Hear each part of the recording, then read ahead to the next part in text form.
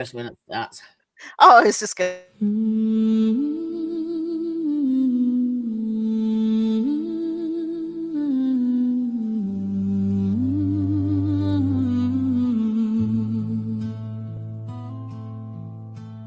Mongoose whisper through the trees, cold winds carrying their pleas, lives ended, stories untold, a heart of stone, a grip gone cold. They said it was him, they swore it was clear, blonde hair like smoke, the devil near.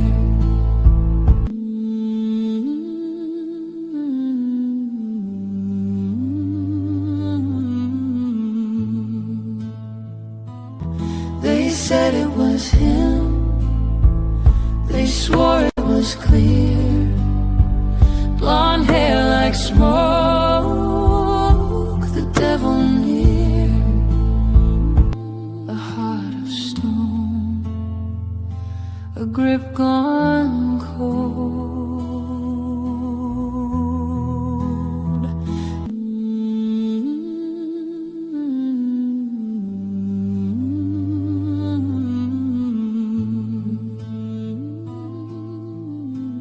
Mongoose whisper through the trees,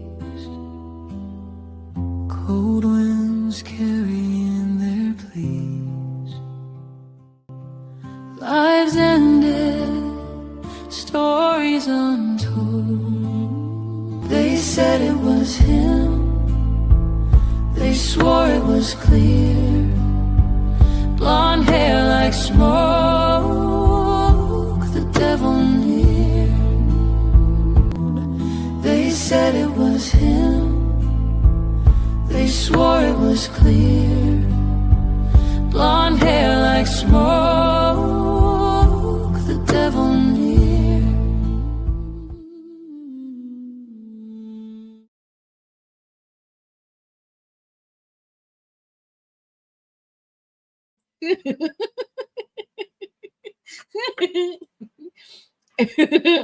Where are we? Come back. Hello. Good morning. What have you done to me? I'm laughing at my disclaimer. Did you read it? Yes, I did. I'm up for lots of opinions. If you want. Apparently, my dog's giving opinions as well in the background. So, hope you're up for his too. Oh, that was funny. I'd forgotten I'd done that. Oh, right.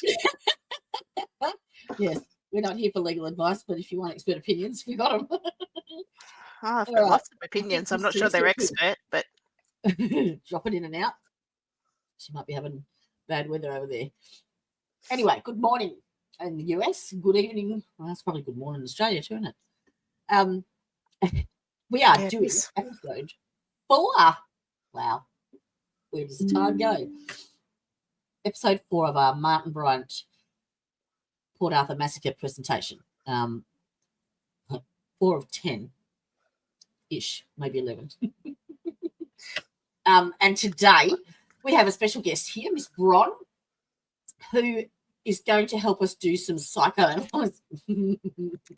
Oh, cool. Some psychoanalysts. Yep. Okay. Yes, so, Jodie, do you want to just lie down on that couch behind Absolutely, I do. I absolutely do. Yeah. So we're going to, because there are so many evaluations and so many assessments and assessors, and at different times of Martin's life, Ron's broken it up so that we're sort of going to do it in segments where we go in his childhood, adolescence, and then later on, and then again after his arrest and sentencing. So I'm going to put it all in Bron's hands, and I'm going to do as I'm told and bring up whatever I need to bring up. and smile and laugh and point where I need to point. Yep, that'd be great. So enjoy. So I Questions? might start off with the timeline, if that's The forensic timeline? yeah, I think so. That one? If that's easy to bring up so we can I see will it. say too, now, StreamYard have, in their wisdom, I've got a new layout where you can stream in portrait mode or in landscape mode. So you have the choice. So 2 streams will come up on my site. And the one that has the P in front of it is the portrait viewing for your mobiles and stuff. So if you want to watch it on your computer, just choose the normal one. Alrighty? So I'm just trying to get back to us now. Okay. So I've got mine on a slightly different screen, but I'm making sure that I'm actually I'm not looking at the same document. So that's probably not a great thing. But So I am looking at the first part. Okay. So the first part, actually,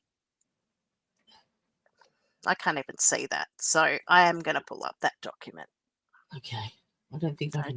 Just give me 2 seconds. I can't make it any bigger. Hang on. There it is. Nope, it's called the same thing. Oh, no. Yeah, I do have it. I do have it right here. Okay, so this is all dealing with, these are all of the documents, or actually, these are all the assessment dates. So rather than looking at the different assessors or the different reports that we've got, these are all the dates that Martin Bryant was assessed. So the actual event date was 28th or 29th. Just remind me. Of April. 29th, I think. Actually, sorry, it was the 28th into the 29th, wasn't it? Yes, the Seascape overnight, yes. So Martin Bryant would have arrived at Royal Hobart Hospital on the 29th. Correct. Then you might be able to see there on the 1st of May, he had a CT scan and a neurological assessment. So by neurological assessment, we mean by a neurologist. So those are purely physical assessments. Then on the 4th of May, Professor Paul Mullen, who's a forensic psychiatrist, came up from Victoria and assessed him when he was in the Royal Hobart. I'm just doing it straight. Then on the 10th of May, we had Ian Joblin, who came for the first time. I did look up where he was from. I think I wrote it on his report. Oh, I think we'll be able to see that I later. did that. Where did it go? I have a feeling he might be from New South Wales, if I remember correctly. You asked me to do that, and I did. No, it was Ian Sale I asked you about, I think. Yes, it was. So that's a mouse, I think, of mine or something. Something's beeping at me. Sorry, I've got something beeping. That's better. Has it got bigger? Yep, I embiggened it. You should be able to read that now. Okay, great. I'll come back to there. Perfect. Okay, yep. You've got, yep. All right. So excuse me one moment. I'm just going to try to quieten my dog. Just a minute. You can keep reading down them if you like. So, Just doing a quick overview. Yep. So the first one, the 1st of May 1996, was just straight after he was brought in from Seascape, and he was admitted to Royal Hobart Hospital with 3rd-degree burns to his back, and quite a substantial area as well. And so he was brought in heavily armed, heavily guarded, basically, with the special ops, and he was put into they sort of emptied out the old burns unit ward and isolated him in there because there were all of the actual victims from the massacre that were actually being treated at the same hospital, and they didn't want A to meet B, basically. So they had him heavily guarded in the burns unit. And so this would have happened. This would have come in straight from Seascape. And then he was actually the police tried to interview him that same day, but he wasn't coherent enough, so they came back to the bedside next day. But then it looks like there's been 3 days then since that seascape incident where he was seen by Professor Mullen, and he is the forensic psychiatrist. He's a pompous git, if you ask me, but anyway, it's my opinion. He's I mean, don't like him. Part of the reason he gives that air is because he has a British accent as well. So he speaks that posh British accent. It's not like it's a very posh accent, yes, and I find that accentuates what is actually quite a dismissive attitude generally. It's the way he speaks to staff as well. It's the way he addresses everyone, actually, Really? even his contemporaries. It's just, I think it is just a manner of speaking, but it's very off-putting. And it's amazing what people of who have a certain authority can get away with, because people don't call them to account for it. You know, they don't get pulled up for it. So, but I certainly think his accent actually accentuates it. For sure. So anyway, Professor Mullen would have been called in because he's always called in with big incidents like this. Is he based in Tasmania, or is he? No, he was Victoria. So at this point he would have been the director of Victorian Forensic Care. So Victorian, I'll think of it. Victorian Institute of it's gee. I can't even remember where I used to work. I mean, I know the name of it. Well, you used to work with him, did you? I should say that, shouldn't I? I'll get to that in a minute.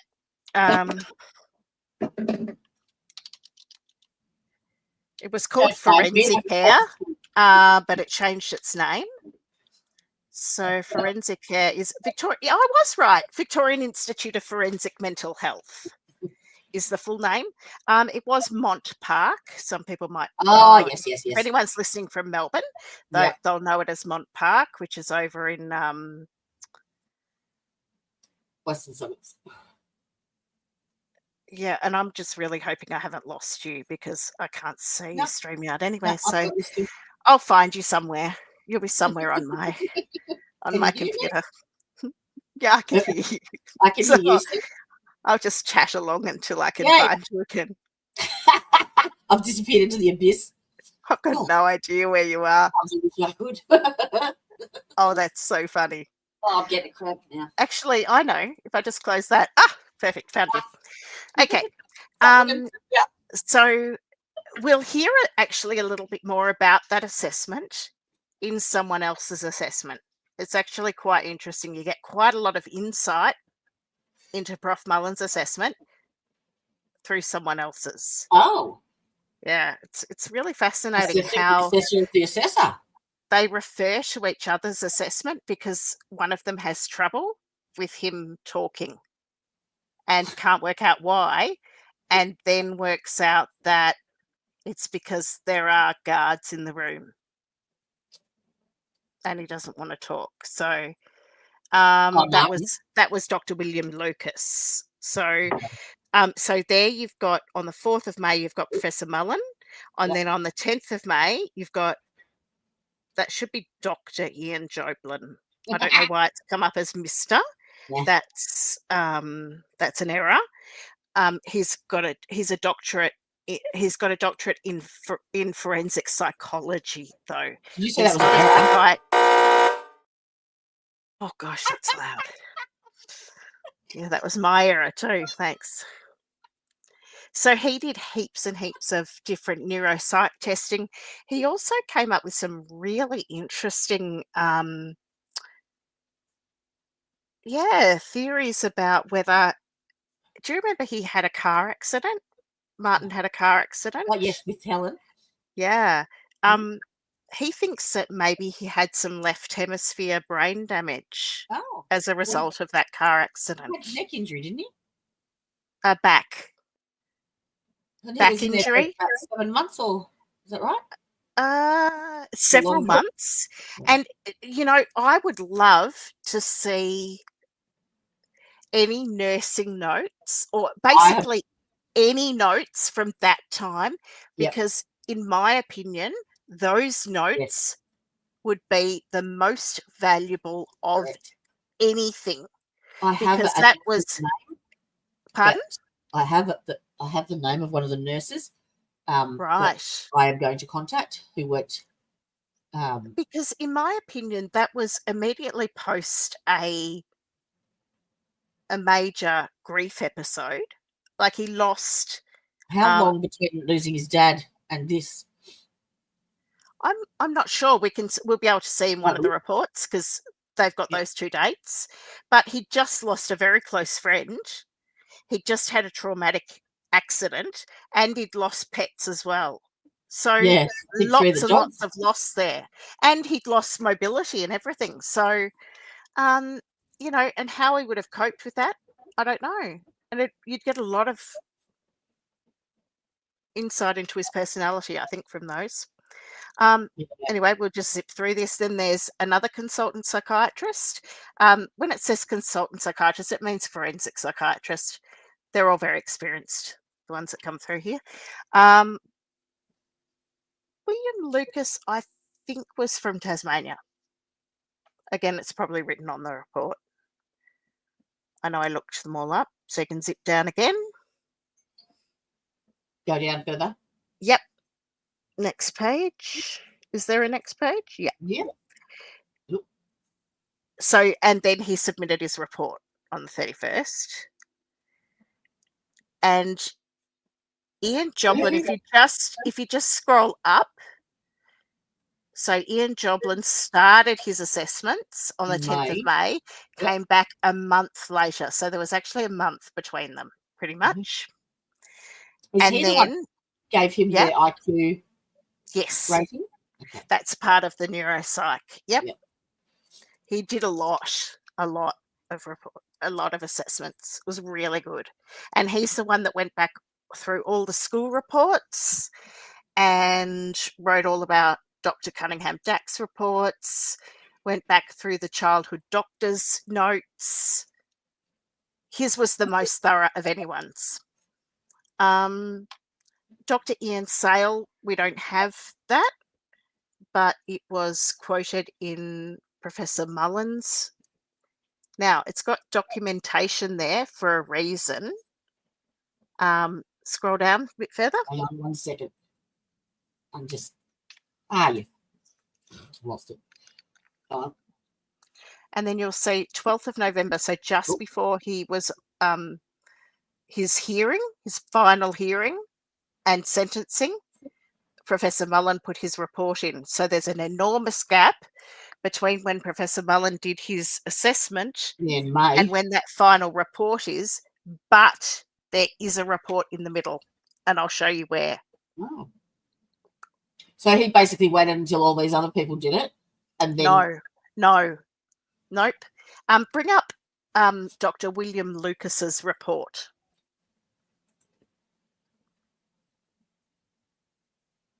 Can you zoom that in at all? No, so we can read it. Hang on. No, I can, but that one is just the PDF, so I can't zoom that. But if I go into a shared screen, I can. So I'll go in and find it. Yeah, go in that way. Yeah. Psych 2, William Lucas. Yeah. Then and get rid of you. And thanks. That's all right, isn't it? Zoom. Lovely. So we can see there immediately that it's to David Gunson. So it's in David Gunson's time. That he was written to on the 6th of May.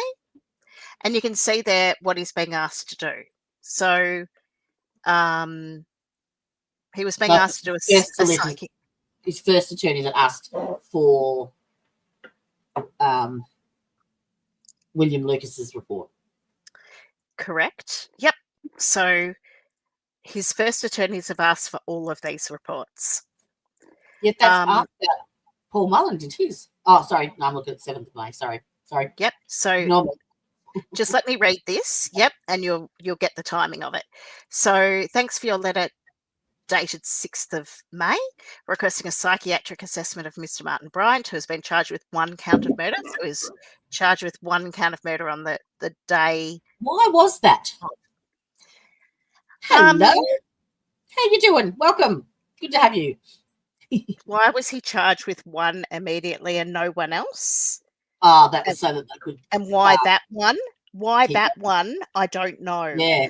I originally assumed it was 1 from Seascape, but it wasn't. It was actually They 1 wanted to do from 2, apparently. I remember Pardon? now.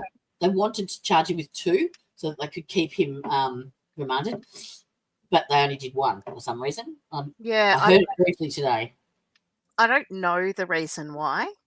It would be a technicality, I imagine. I imagine they had to charge him quickly or Yes. within 24 hours Yep. with To keep 1 to hold him. Yes. I don't know why that 1 in particular. Maybe there was someone there that could identify her, something like that. I don't know. Anyway, so he says, your letter was accompanied by a copy of a report dated 6th of May, prepared by Professor Paul Mullen. Okay. So Good we know. morning, madam. Sorry. It's all right. Did you find us? Tracy's my number 1. Lovely. Hello. She's in Kentucky. Oh. Yep. Is it warm or cold there? Getting cold over there, freezing.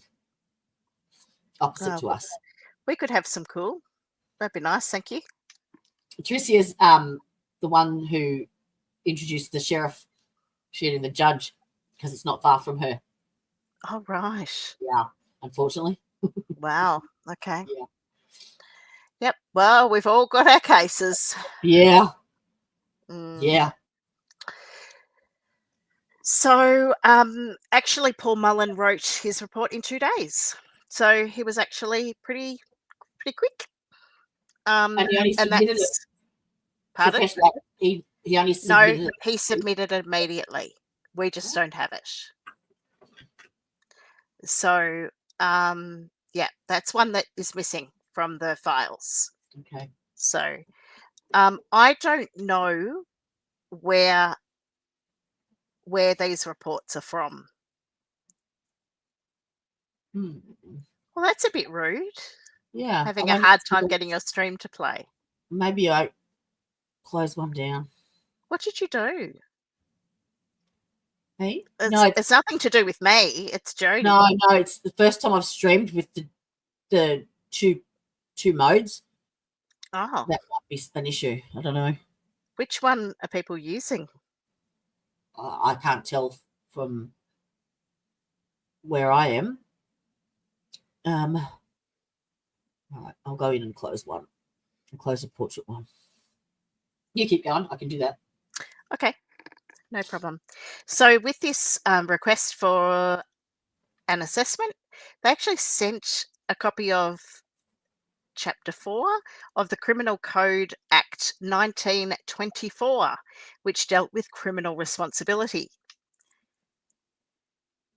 When I visited Tasmania to interview Mr. Bryant, you gave me copies of relevant material from his file at the Royal Hobart Hospital, where he was treated before his transfer to hospital at Risdon Prison.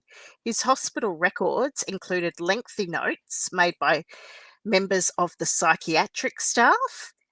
So he was seen by psych staff in the hospital as well, just general psych staff. Just from their regular, yep. From the psych unit there. Yep. And the results of a CT brain scan and a neurological assessment carried out on 1st May 1996. Oh, okay, shit. so that's that page. Sorry, I can't change it. So, that's okay.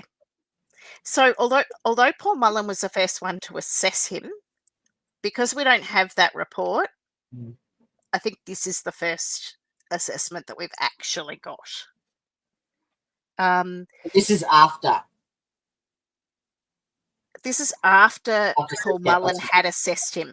So if you just scroll up just a fraction there, you will see here.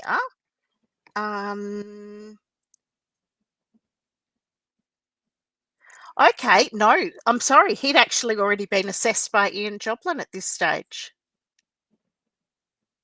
I understand that he had been assessed by Ian Joblin, so maybe he'd done his first one. At the time of writing this report, I do not know the results of Mr. Joblin's assessments, and they were getting the school reports. Now, Mr. Joblin had the school reports to write his, so, but I don't see those really reflected here. So I'm not sure if he actually wrote them. So the next part is probably the most significant in terms of justice, in my opinion. Scroll back a little. Yeah, there. So on 12th of May, I went to Risdon Prison. So he'd been moved from the hospital to the prison hospital.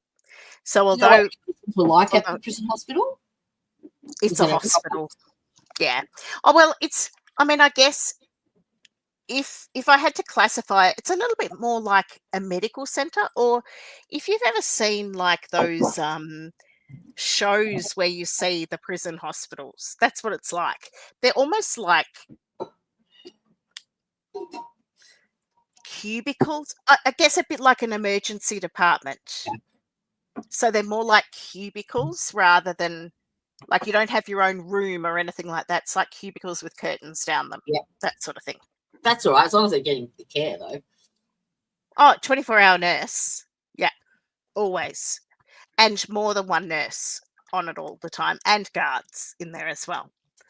Often it's a place where people are when they need extra support, as well as if they're not well. But not when they're mentally ill.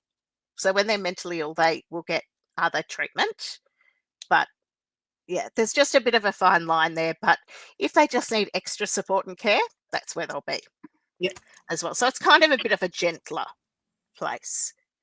Generally, though, hang on to your hat here. But wait, there's more. Oh, yeah.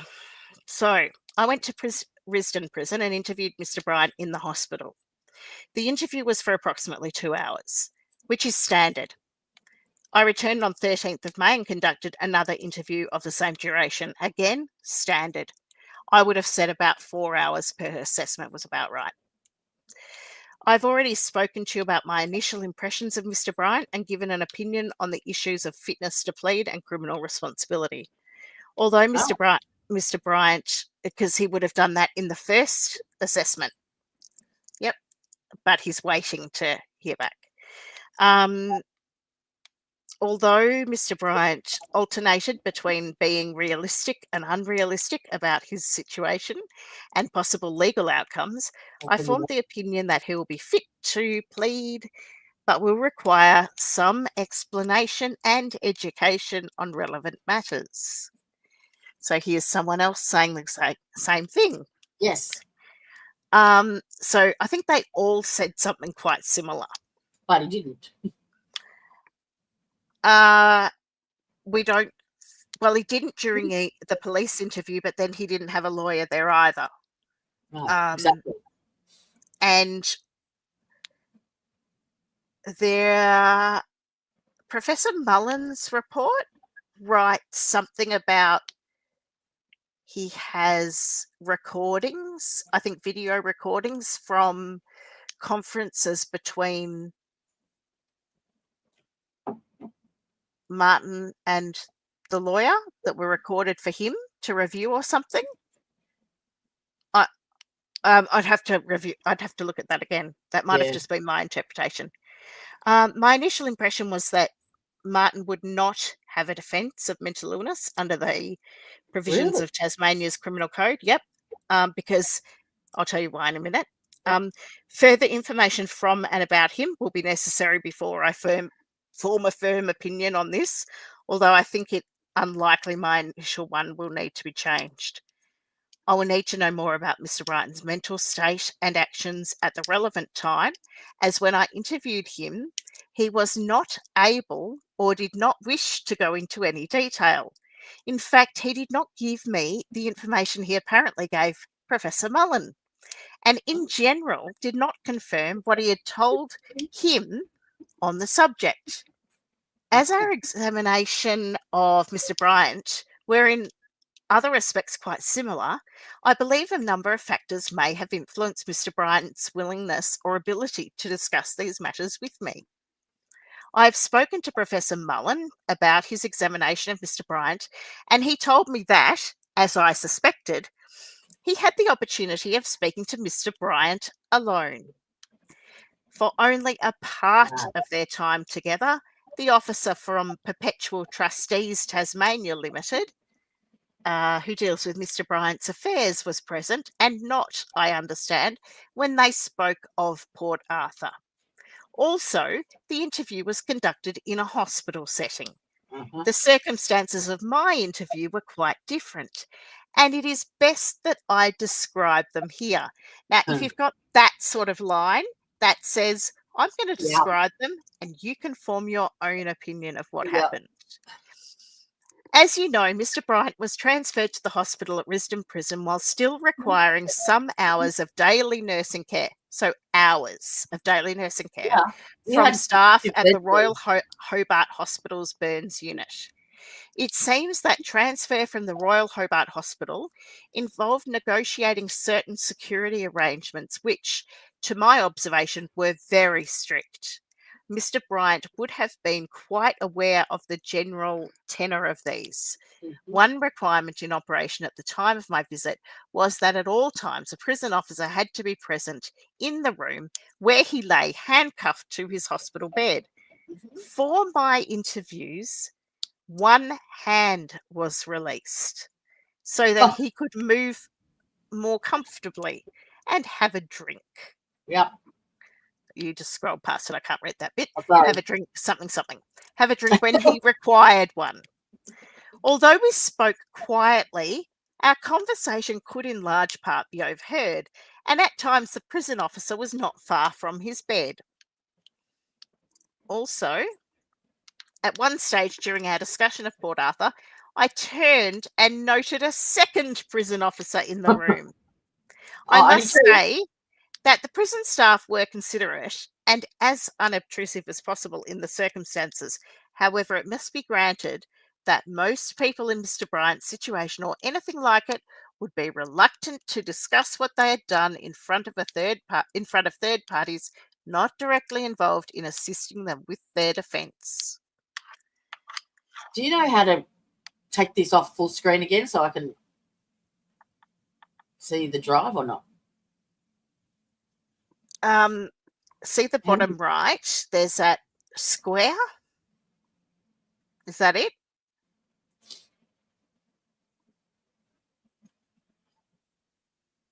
Can't see. What are you looking for?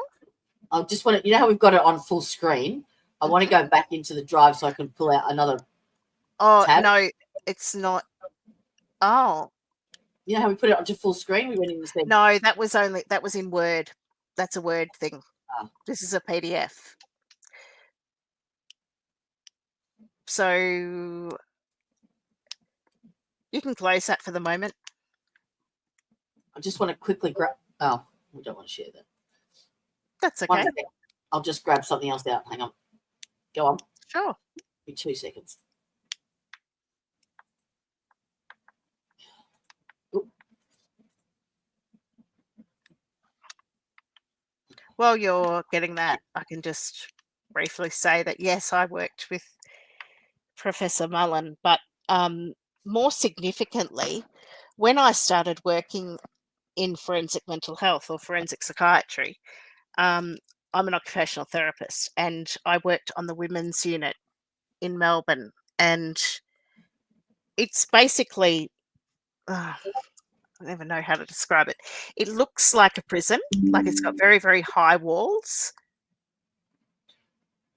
When you walk in, like, the units are all locked. It's got very, very high security, but at the same time, there's a lot of freedom inside. We don't have like bars on windows, or it's a lot more relaxed than prison. And there's a lot of rehabilitation and a lot of therapy. So it's different in that way from prison. But the psychiatrist, because my unit we only had capacity, I think we had 15 beds instead of 20 beds. So the men's units were 20 beds, we were 15 or 13. And so our psychiatrist had extra time, like, they were 0.7 or something. So they had an extra 0.3 that Prof Mullen could do whatever he wanted, because he's the director, with their time. And at that time, I have to tell you about it sometime, Jody. There was a big problem with forensic mental health in Tasmania. And basically they sacked the one forensic psychiatrist that there was. Oh. And so there was no one in charge of forensic psychiatry in Tasmania. So Victoria took over the running of I've just lost the name of it. I don't know why. I lost it earlier too. I looked it up and then I lost it again. It's a 2-pronged name. I remember you saying that.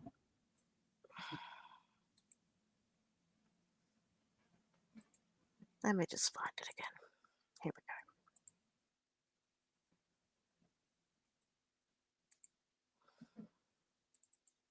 It's called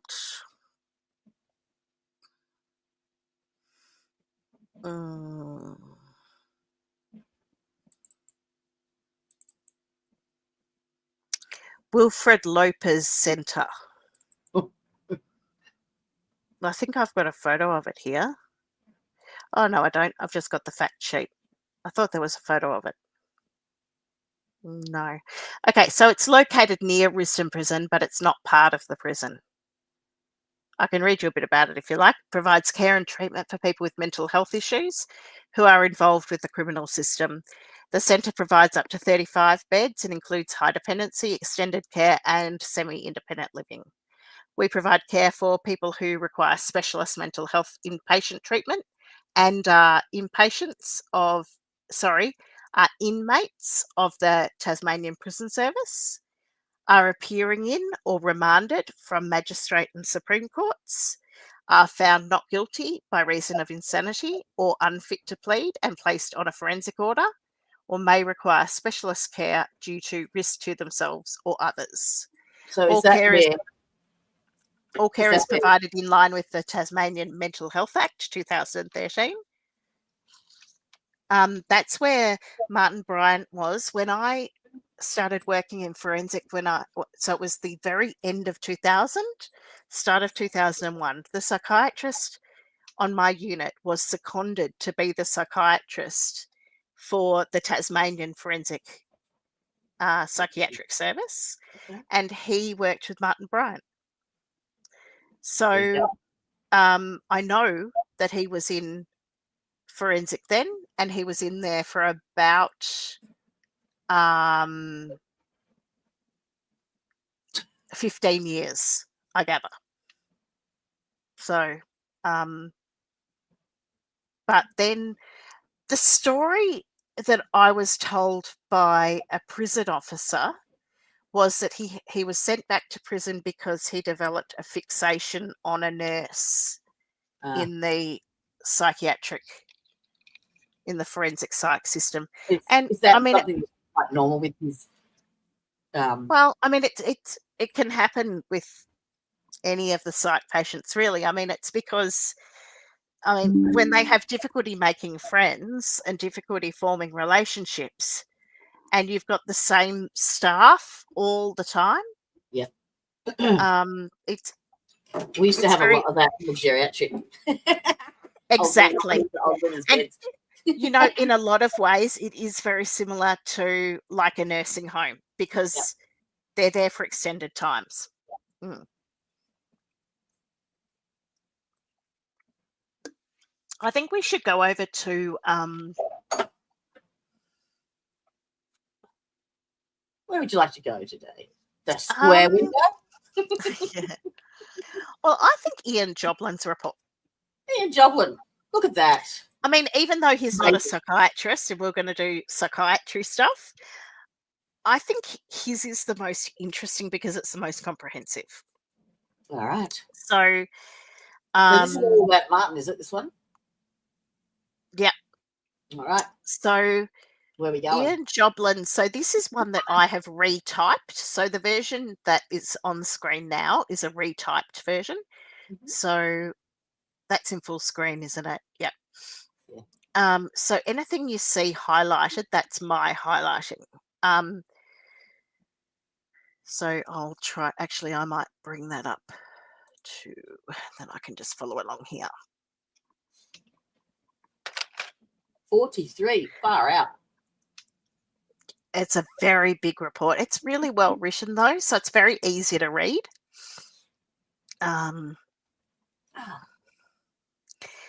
there are big bunches where he doesn't, like where, you know, you can skip over it.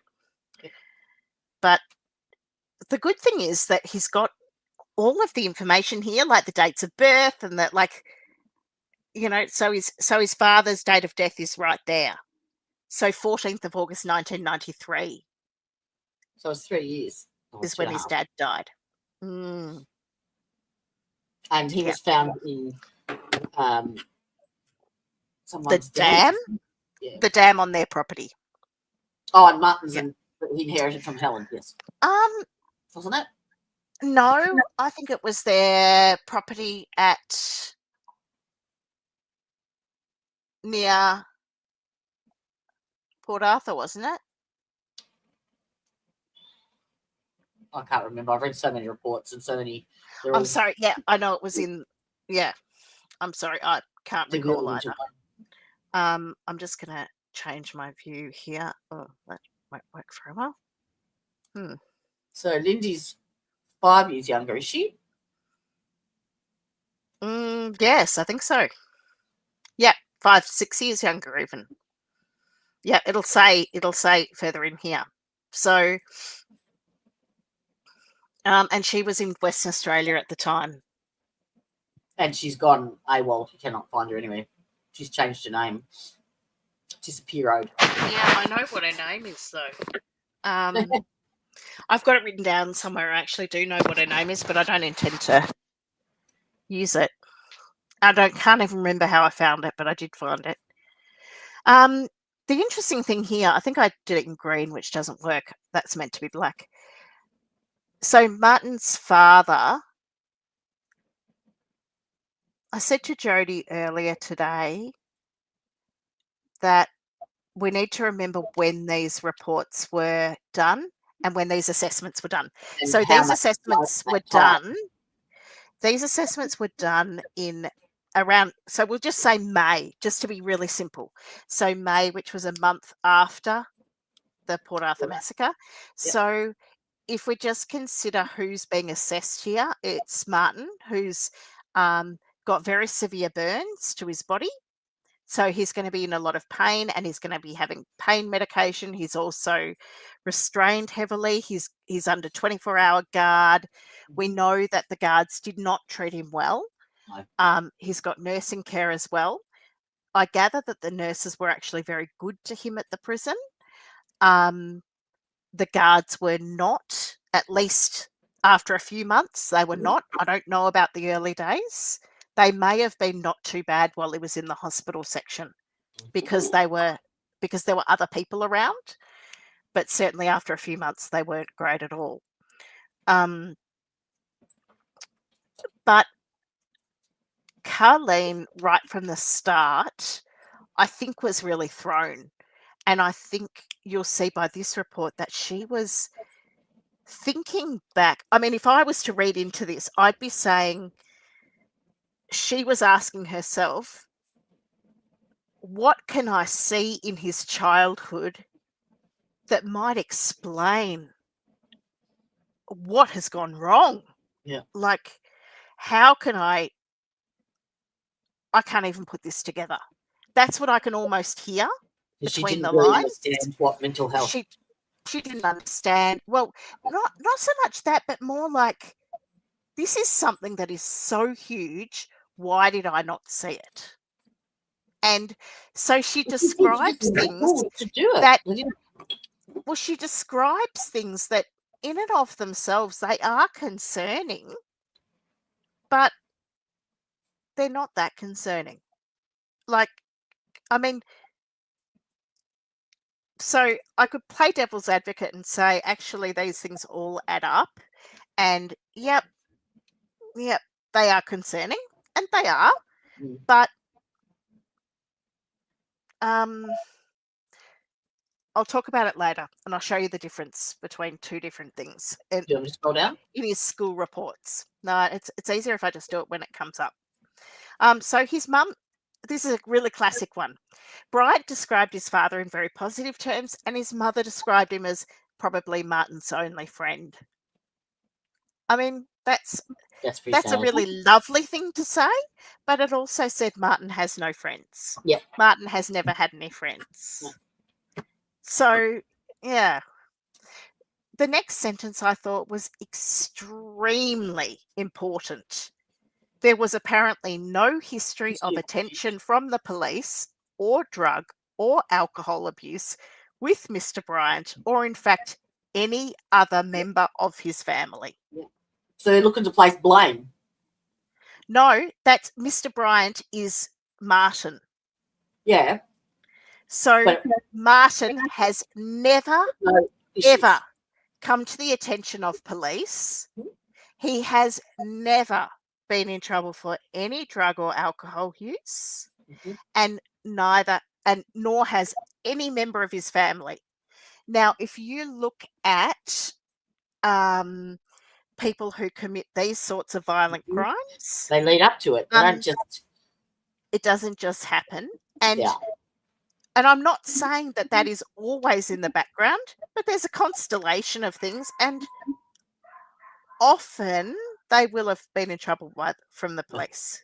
Yep. Or at least their behaviours are problematic to the point where they're hiding them. So they might be, for example,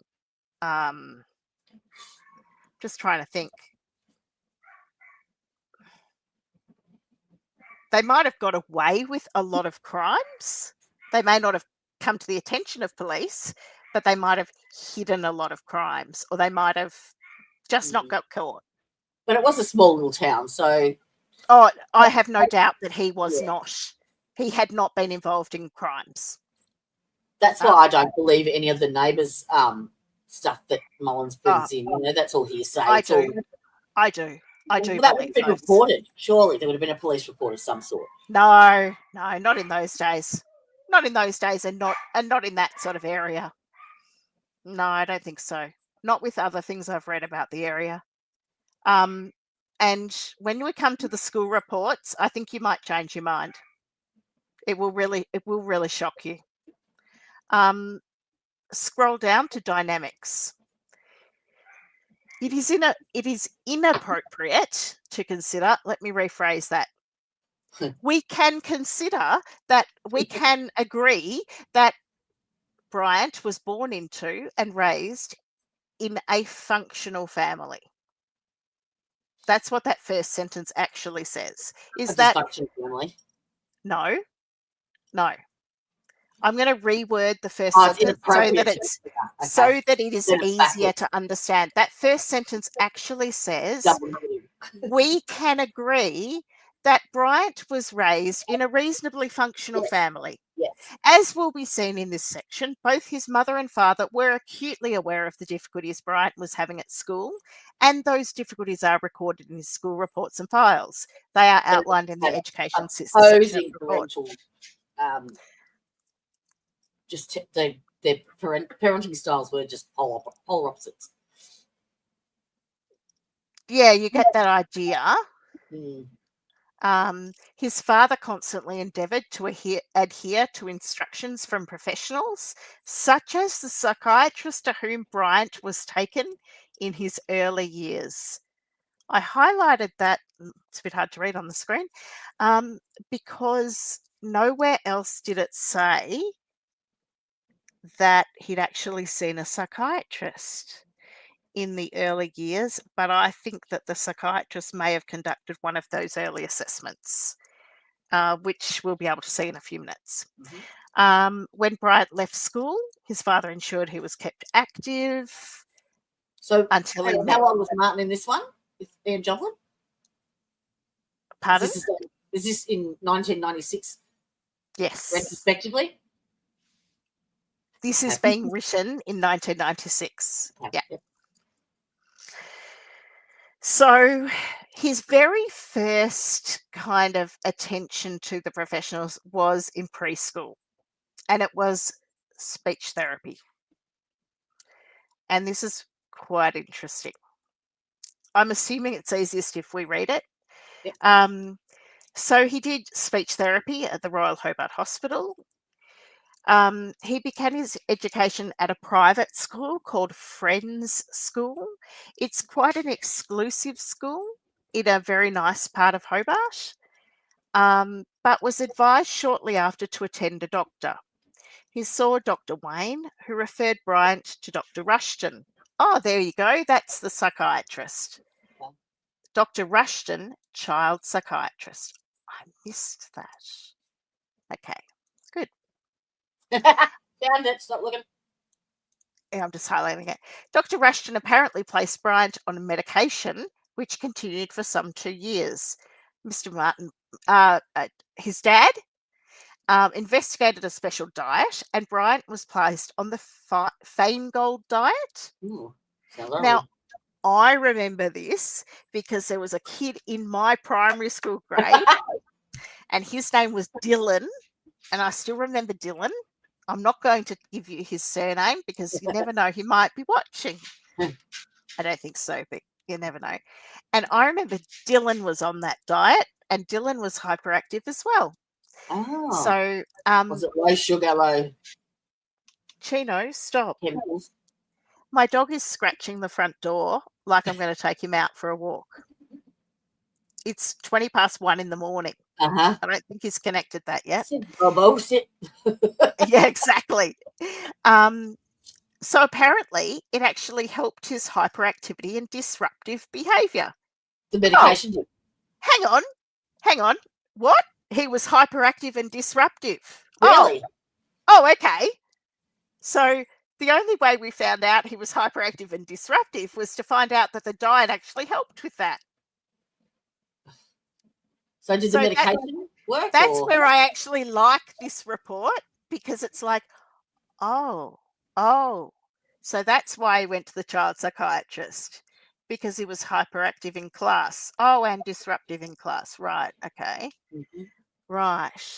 Okay. So, and his dad would take him for exercises in order to burn up some of his energy. Yep. I'd say he was really hyperactive, wouldn't you? Mm-hmm. So when he was 7, in mid-1975, the family went to England for a holiday, which was his first trip overseas. Then they bought the shack near Port Arthur. Now, this is the story about Seascape. Have you heard this full story? I've heard versions of it, and I don't know what one to believe. Okay. So. On return, they saw an advertisement for a shack for sale near Port Arthur, and the family bought this when he was 7. They owned this property for 16 years. Mrs. Bryant had horses and would often look for places to adjust horses. A farm near their shack came on the market. Then. Pardon? They wouldn't have been short of a quid then, because that horse adjustment back in then, I know, because I had a horse. It wasn't cheap. Tasmania was a bit different, and it's open farmland, not metro. So it would be more like Ballarat. But yeah. A farm near their shack came on the market, and Mr. Bryant, so his dad, wished to purchase the farm. Mrs. Bryant believes that her husband never forgave her. Remember that. Yes, yes. Just That's remember right. It those wasn't the Martin. words. Mhm. No, remember this point. Her husband never forgave her. The reason I say that is because this has been used against Martin in terms of that there is one really key factor of Motive. conduct disorder. There are two things. One's called opposition defiance disorder and one's called conduct disorder. And one of the defining features is this capacity to hold resentment. Yep. And which is what Mullen points out. Yes. And the example he gives are things like this. Yes, But and if you've grown up with a father who holds resentment and it's modeled for you, then you've got to wonder how that, translates to a son who spends most of his time with his father. Yep. I just point that out for interest. They are saying that Martin was pissed because the Martins didn't let him sell the property instead of. I don't believe it's true. No.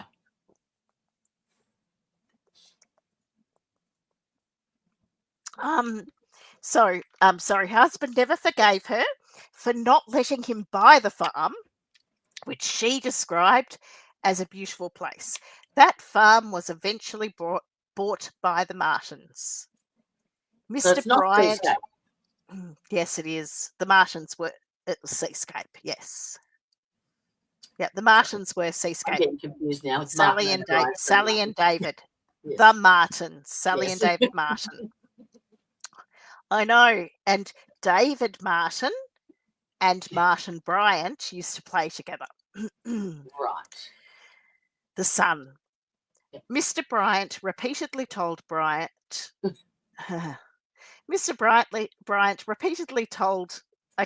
his dad repeatedly told him about his dissatisfaction with the Martins buying the farm, and on one occasion, his dad instructed him to go to the Martins and approach them with the question of selling that farm. Martin would have at this point been around 18 to 20, which means that was around 10 years before this happened. Yeah. That is a long time. Grudge. Well, yes, but it's a long time before this. If we're talking that was the reason, the motivating factor, and it had absolutely nothing to do with Port Arthur. No. Like there was no reason to go to Port Arthur. I don't even understand how Seascape even comes into the equation. Like it's got no. How do you go from there to there? And oh, well, the Seascape, this is the connection. This is the Seascape part. So, I mean, I can tell you the way that they tell. I can tell you two stories. I can tell you the story that I can tell you the narrative that's put forth or the suggested alternative. Mm-hmm. I've got a third alternative, but whatever. But who knows? I mean, we just don't know, do we? So you think that was where he was planning to hide out after Port Arthur, or no? I don't think he was at Port Arthur. No, neither do I. So it seems that the whole time. Yeah, I think he was taken to Seascape. So, yeah, I don't think he was intending to go there at all. He may have been. I don't know. Maybe he was. Maybe he was meeting there. Maybe that was the site of whatever it was. I think he was taken there, though. I think he was already drugged when he was there. I think he was very confused when he woke up. But he said he was never in the main house at Seascape, which is where the person was who was talking on the phone to negotiators. You don't and where the only phone was. No, I don't. No, it's in his interview. He says he wasn't there. He says he was not in the house. He never went into the house. And if we believe other things in his interview, why don't we believe that? He doesn't say it any differently. So I don't know how we can't, like, why we wouldn't believe that. No one ever talks about it, though. I read that he didn't go to Port Arthur, but I didn't. No, he says he wasn't in that part of that. He wasn't in the house. He was just in the other areas. Which is why he came from the side. He didn't actually come out of the house area.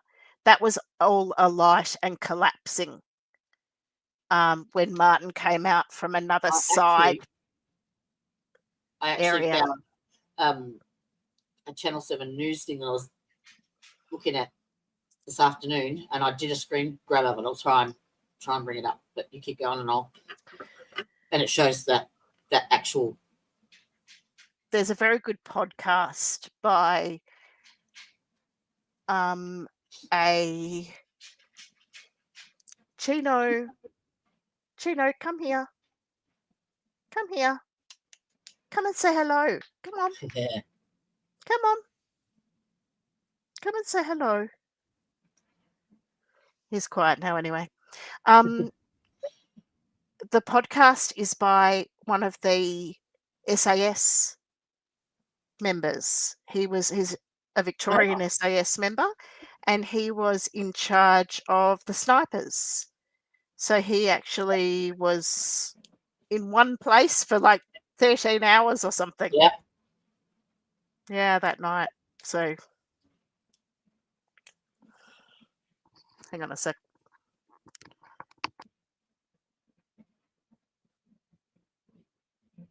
Good boy. Come up here.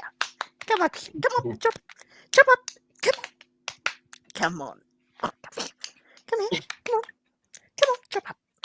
Come on. Is it too tall? Come on. Come on. Come on. He's just looking at me. He's very excited. Come on. Come here. Come on. Oh, come here. Okay. All right. We're back. Put your ears up high. Let everyone see your ears. Hello. There we go. Okay. All right. Guest on stream. Right. There we go. You've got to get your ears up a bit higher. Oh, there we go. You need, right, you need puppy cam. You need another cam. Yeah, that's right. Puppy cam indeed. I got kitty cam. There you go. Yeah, you're not quite that lucky, are you, Chino? Where's my mouse gone? The funny thing was that I got to the kitty cam because whilst I was on the stream, these cats would be running backwards and forwards across my desk, and all you could see was their tail going, whoop. Oh my gosh. Now, the interesting thing here is that it is said here that when Martin's dad got slightly drunk, he would talk about the Martians and how upset he was that they didn't get the farm. And listen to this one. Indeed, Mrs. Bryant indicated quite strongly her disappointment that her husband would talk of such things to Martin. Ah, dear, that just made me laugh so much. Indicated quite strongly her disappointment that her husband would talk of such things. So it sounds like she was she had quite a firm way of her way. Yeah. Then Has it goes anyone ever through looked here. up any family history? I've looked up the Bryant family history, but not necessarily their family. What in So there's terms no of what? indication that there was any ADHD or anything. You can't tell that. Yeah. I don't know how you'd be able to tell. Yeah. Especially I as know anyway. I mean, especially as, I mean, you'll see here they describe him as hyperactive and all that sort of thing. He was tried on medication, which is great because they weren't putting many on medication, which tells you how severe it was. But you don't get an evaluation on how that worked, or did they teach the parents any techniques on, you know? Well, they're with kids with ADHD, the techniques are discipline. Oh, It's kind of parenting. Like someone was talking about this on a stream the other day. Actually, Dr. Patrice Berry. She's a really good psychologist, and she was saying this about opposition defiance disorder, actually, and how she hates diagnosing kids with it because the parents just get taught intervention skills and it doesn't actually teach anyone anything. So basically it sounds like his dad had depression and anxiety, and Martin's problems actually weighed on him very, very heavily. So, and apparently he threatened suicide a few times before he actually did commit suicide. So, well, that's sad.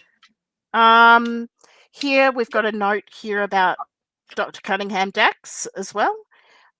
So, because Martin left school the day before he turned 16, didn't he? Let's skip to that actually, because that's quite important. So we'll skip over we'll skip back a few years, I guess, so if you go to page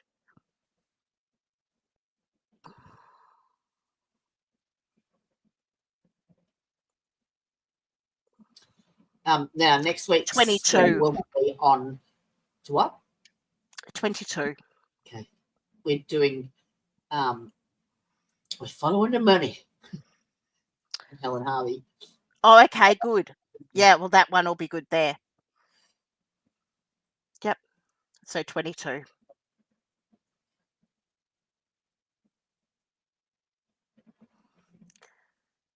Okay. So he had speech therapy for 2 years. Then he went to this exclusive school in Friends.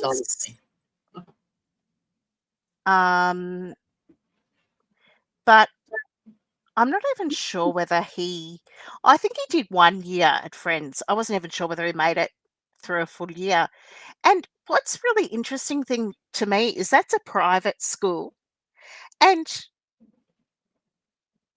I don't know what your experience, Jodie, is. That would have cost but it's quite unusual, I would have thought, for a private school to say this is not an appropriate education and that he be sent to the local primary school. I mean, that doesn't, but now how bad his behaviour was. I was just going to say, so because they can. Because, okay, so when you say it's not an appropriate education, you go, that sounds unusual. Then you keep reading and it says his academic progress was extremely slow. And you go, well, why couldn't they help him? Because that would affect okay, so let's keep reading. Yes. Then it says, however, problems continued at Newtown, and even in grade 1, he was referred to a psychiatrist. He began to see Dr. Rushton in his early years at Newtown Primary. He was diagnosed as being hyperactive with very little ability to concentrate. So I'd say he was incredibly disruptive of Friends, and they did not want him there. I went to a private school, and if you weren't getting a certain percentage by year 10, out, mate, because that affected their percentage. This is prep. And if you saw the kids' uniform at Friends, you would laugh. How you doing? Welcome. My dad's son went to Friends. So I know what the uniform looks like because I used to tease David about it. So I went to a Catholic school, it didn't work. Yeah. You know, that it's the school where the little preppies even wear a blazer and cap. It's quite a uniform. So I'm getting there, Jen. I'm getting there. You know. all right. By the end of 1974, so that would have been grade, all right, 3. it was 3 or 4 is 71, 72, 73, 70. So 74. So by the end of grade 1, which was 1974, it was realised his behaviour was sufficiently disruptive for placement at the Hobart Assessment Centre in 1975. So that was grade 2. Thus, he spent the first term of the school year at that centre. Seems he remained for a protracted stay as his parents went to England. So it was a like a boarding school. Yeah, I guess. I worked for a little while at the Austin Adolescent School, which was for kids with mental health issues. It was a At the great Austin school. Hospital here. Yeah, it was fantastic. We used to take them away rock climbing and stuff. It was great. I hated my psych placements. I hated them. But God, grade 2. Can you imagine? Like, where would they have lived? I mean, it makes me actually a bit, like, I just know of so many horrible, horrible stories about that era and live in residential facilities. I'm not sure that I've actually heard any good stories. There must be some, but yeah, I don't know. somewhere. I say there must be some, but the school unit at the assessment centre indicated in their report that he could enjoy creative activities and that in a small group his behaviour was acceptable. Acceptable. It seems that he was not confident, but when emphasis was placed on what he could do, he would respond well and was anxious to please. It was noted he had difficulty with self-expression and syntax. It was also apparent that school would often telephone Mr. and Mrs. Bryant, indicating their frustration with their son. How interesting is that? Yeah. So the school would phone them in England. Wow. A report from the assessment centre. So these reports have been subpoenaed and are being read by the forensic psychologist. So these are from him in grade 2 and are being read by the forensic psychologist when he's 28. Which is pretty phenomenal, really, when you look at it. A report from the assessment centre indicated that he had demonstrated some aggressive, destructive behaviour, kicks and spits, and has been known to urinate over other children. In 1975, when his parents were overseas, Sorry. Oh, you're hilarious. In 1975, when his parents were overseas, I'm just going to keep going. Don't mind Jodie. We'll just mute her. Actually, I can't mute her. She's in charge. Damn it. I can mute me. When his parents were overseas, the school unit at the assessment centre indicated that his aggressive, often physically wounding actions could no longer be tolerated, and assistance was called for from professionals who could offer class teachers some ideas of how to deal with his problems. So, Jodie, what did you say to me today that you didn't believe? You didn't believe he would hurt what? Animals. Okay, so let me read that again.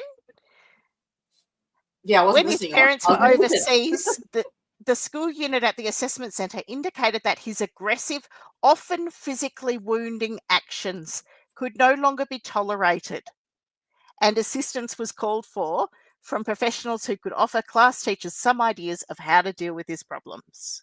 Do you think that was out of boredom or frustration? Keep reading and we'll get some idea. But I actually think if I was drawing a picture of this kid, I don't think he knew, and I think he still doesn't know, how to actually have a conversation. He's got no social cues whatsoever, no. I think he's got a pragmatic language disorder, which is very, very hard to define and explain. But when you see it, it is so clear. I've got a nephew who was diagnosed with ADHD, and it's right up then. So pragmatic language disorder is often seen in autism, and it's a completely separate disorder, because you can have a pragmatic language disorder and not have any other problems. But it is so disabling because you look completely normal. You can even have a normal IQ, but you will do so badly in anything that requires you to interact with people, anything. And so any That's how I feel sort now. of yeah, she's freaking shocking in person, I tell you. You think she's bad online? She's here in person. Far out. When I came on stream today, you'll never believe. Yes, I forgot to close my camera and microphone, and I was sitting here and I was adjusting the camera, and so I had to get up and go to the background. So I was bent over the background trying to set up the lights. So she sees my butt crack. And Bron's trying to get my attention because I had the sound going through my headphones and I didn't have them on, so I couldn't hear it. She's like, I was like, yeah, I'm like a mullet. I'm like your YouTube mullet. I'm like business on the top. oh dear. Oh, look, they're used to it now. Fuck. Oh my God, it was so funny. Oh, jeez.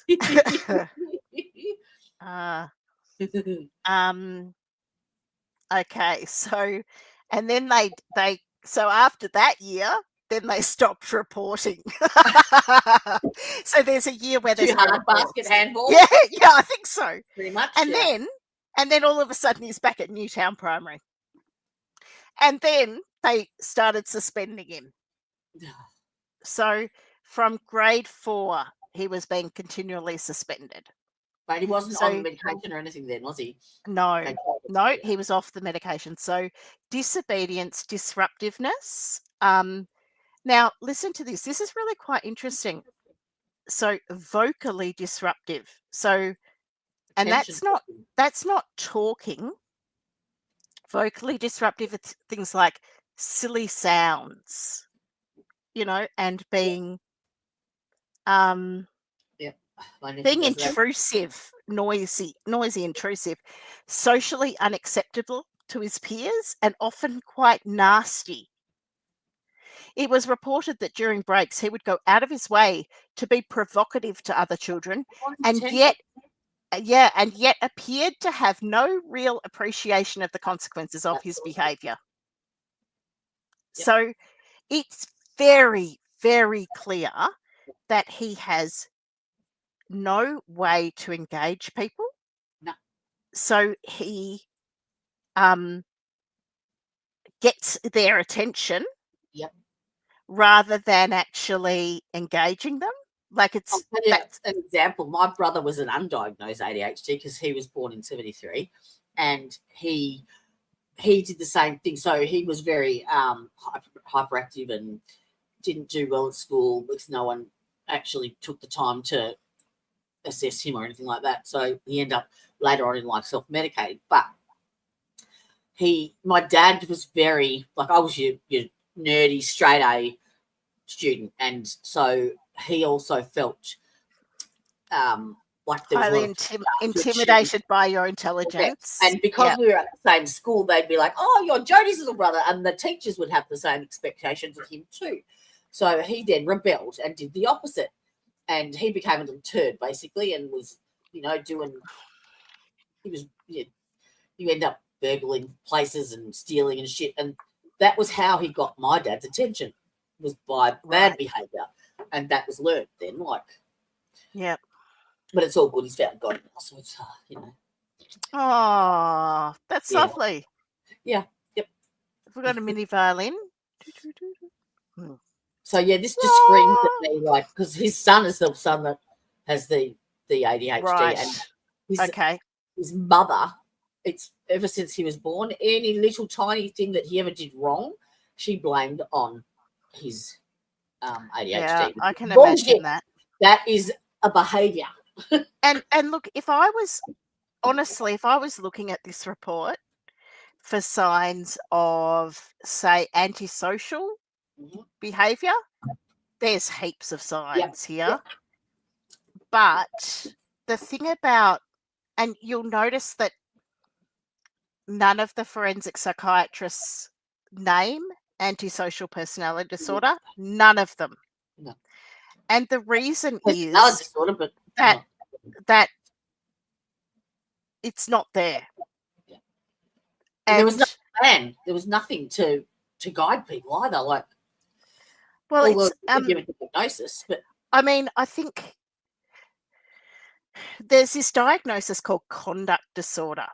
And that's, I mean, it's pretty much exactly what it sounds like. It's like when a child just is really poorly behaved. I mean, I'll just say it like it is. I mean, they just little turds. They don't know how to behave.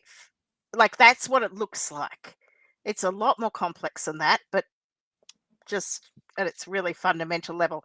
I'm not trained in child and adolescent psychology or psychiatry, and that's very firmly in child and adolescent area.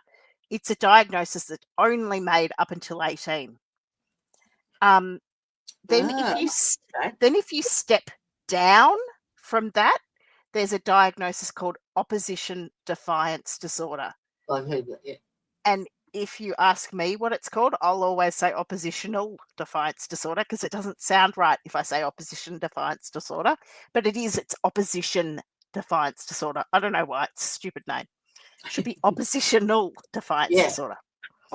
And that is, I think actually somewhere in my notes I had somewhere, I might be able to tell you what the difference is.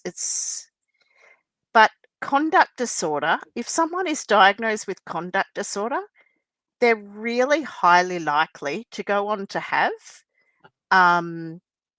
antisocial personality disorder. But if someone is diagnosed with conduct disorder, they have almost always been diagnosed with opposition defiance disorder before it. They go hand in hand. So it goes, no, before. So it goes opposition defiance disorder, gets worse, conduct disorder, and then that is like the childhood version of antisocial personality disorder. And antisocial personality disorder is, it's not, antisocial personality disorder is, I think of one particular patient I worked with when I was about 22. So just a few years ago. 5, 6, maybe a bit more. Jodie's not even laughing. She thinks that it's true. Don't what you, guy? Jodie? Sorry, I was. You weren't even listening. I was. Thanks. No, I had on you. I said that when I was 22 was just a few years ago. Me too. Yeah. Yeah, that's right.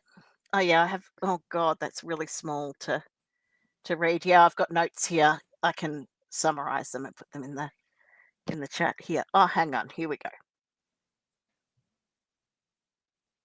Okay, this is my research. Is oppositional defiance disorder characteristics. So this is the lowest of the two of them. So the least. Involves a pattern of angry, irritable mood, argumentative, defiant behaviour, and vindictiveness, often directed at authoritative figures. A fatuous affect, which means that grinning, that really irritating smiling when you're telling a kid off. This term describes a superficial and often inappropriate display of emotion. It can be a way of masking true feelings or avoiding responsibility, or it can be simply, I don't get this whole emotion thing. I don't know what I'm supposed to be feeling. I'm feeling something and I've got no idea what to do. So I'll laugh. and then it becomes a habit.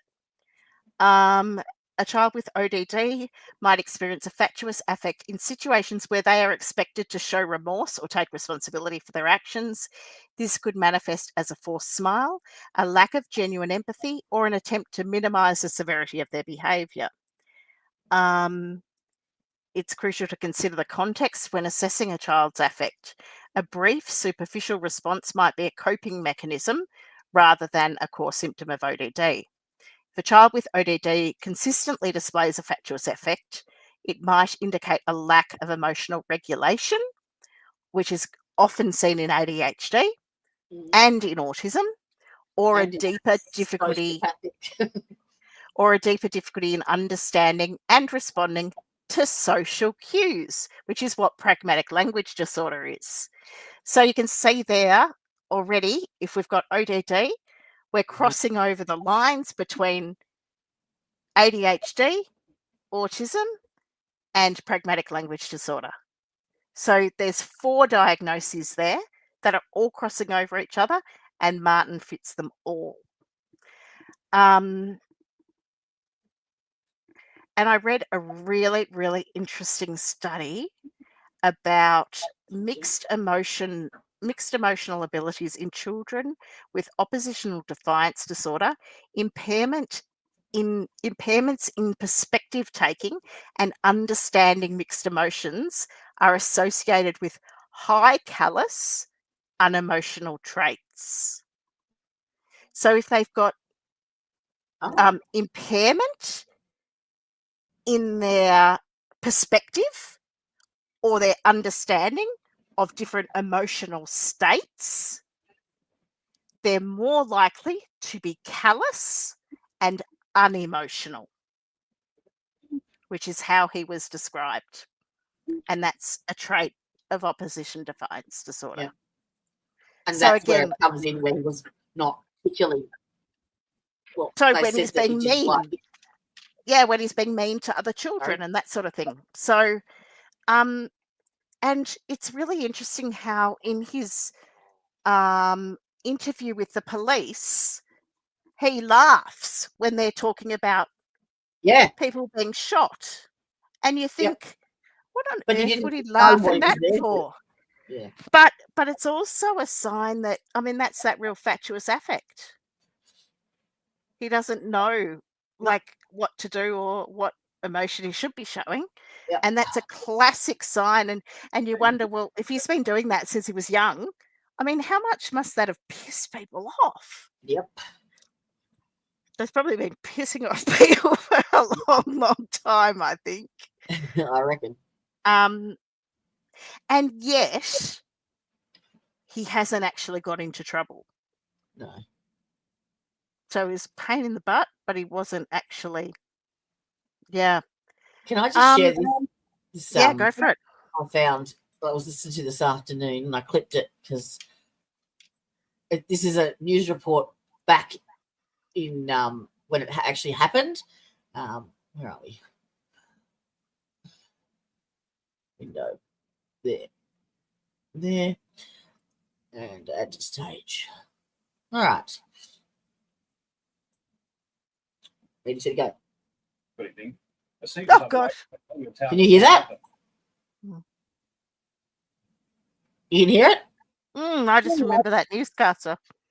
Where at least 25 people have been shot dead in Australia's worst massacre. Another 26 are wounded. The government is holding police at bay. He's believed to be holding at least. I hate it when that happens. Most of the victims are reported to be tourists visiting the historic penal colony at Port Arthur. And the warning that some of the pictures in this report may be disturbing. Helicopters began ferrying the injured to Hobart from Port Arthur after a gunman opened fire there this afternoon. We've had a gunman run them off on the Port Arthur historic site. At 85 k's from Hobart, having mid-afternoon. There are at least 12 confirmed dead, if not 22. There's a further 15 injured at the moment. We have a hostage and siege situation to attempt to contain and control. The convict ruins are a favourite with interstate and overseas tourists. It's understood those visitors have made up the bulk of those killed or wounded. Locals near the site cringed in fear inside their shops and homes as the government opened fire. Who wants to speak out? What do you understand he may have done? Kill people. Let's Wendy Any idea Fisker. why? No idea. Any idea who he was? No idea. Not a local, I don't think. See, she knows Martin. Yes, it has been. Just sounds awful. It is awful. It's very, very awful. A few minutes ago, reports put the death toll at 25 dead. Some of those killed apparently incinerated in a car near the ruins. Another 15 people have been badly injured. It's understood the siege has now moved to a cottage on the site. Right. The young man apparently holding Okay. one, possibly more hostages. I know, Police Grumpy. the cottage I as know. special It's operations bedtime. officers continue negotiations. It's understood the gunman is a 22-year-old 22? machine gun. What sparked the massacre isn't known at this stage. Special police hotlines have been set up for people who fear. No, it wasn't that one. It was the other one. Fuck. Anyway, that was... Defends its message. Stop. I'll have to upload the other one. It was to do with... Seascape. Yeah, but it was the media straight away. Straight away. Did you Right. just bare your teeth at me? Was that a smile? Was it a smile? Right. You're going to upload it in the background? Oh, yeah, I will. Yep. So they thought he'd improved in grade 5, and then in grade 6, he'd lost interest in schoolwork completely. Yep. And then he got a burn to his leg because he set off a firework. Yep, we've all seen that video. Yep. Okay. Then, and also in 1979, so this is grade 6 as well. Aggressive physical cruelty demonstrated previously had not recurred to any great extent. So the time when he was cruel to animals was when he was quite young, but it wasn't persistent, which is also quite interesting. So you wonder whether that might have been a reaction to maybe his parents being away or something like that, Yeah. or trying to work through emotions, or don't know. His learning ability, particularly his reading, was holding him back. Again, pragmatic language disorder is classic for difficulty with reading and writing. He was often sent from the class, which didn't assist in his classroom, in his learning classroom. Classroom learning techniques, that should have been.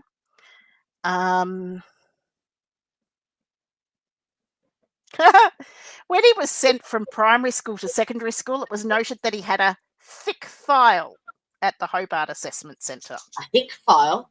A thick file, as in he'd been assessed a lot of times. Okay, so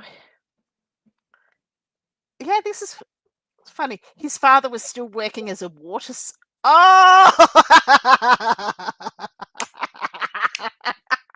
What? Jody, what did I tell you his father did for a job today? Water slide worker. A what? He worked in a water slide.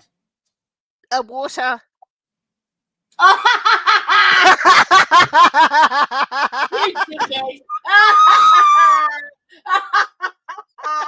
That teacher. She was analysing, like, why would he be working in a kids' park like a playground with a water slide? I Water thought it slide. said, and I'm pretty sure it does further back, that he was a water slide worker, as in, you know, at a pool. Yeah. A water side worker. Yeah, that makes a lot more sense. Yes. A lot more sense. That makes so much more sense because remember they went diving. Because he took he let Martin learn how to scuba dive, and Martin actually got a lot of benefit from a and then deep, he used to deep wake pressure. up around his neck. That was sad. Look at that.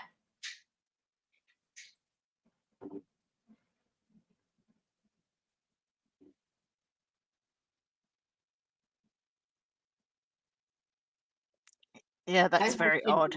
Yeah, it is. However, how is that possible? Well, because his learning difficulties were diagnosed and he began working with spelled. So you can read, but you might not be able to write still. Well, it's reading and writing. I actually did spelled with my kids. So there you go. Spell? I mean, it's spelled as a speech therapy. It's a version of speech therapy, Okay. but it's a focus really on its speech, language, and writing. But it's very structured, phonetics, essentially. Were you taught phonetically? I don't think so. Oh, probably. Like the letter A makes A-R, Yes. three yes. sounds. Yes. Okay, I wasn't. So by the time I went through, and there's not much of an age difference between us, that had gone out. How old are you? 49. Minus 20. 65 I'm years. 29. Okay, that's not going to wash. 49. Yeah, let's go 49. I'll be 54 in a week. Jesus. Yeah. Better get that present happening, hadn't I? No.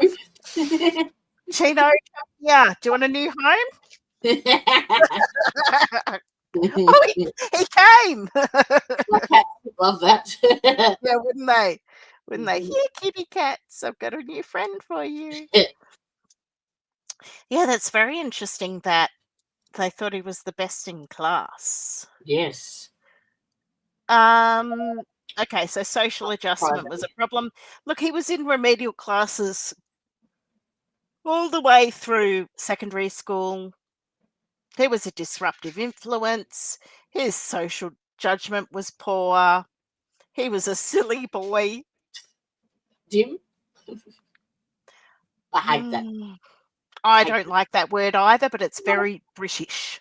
Yes. And it's broad. Like, can you be a little bit more fucking specific? But you know what? It actually does describe developmental delay in a social context. So, it's actually not a bad description. But it is noted that he is a silly boy during his lessons, anxious to hit other boys or just create a disturbing influence. There's just so much moral. Yeah. Interestingly, in some of the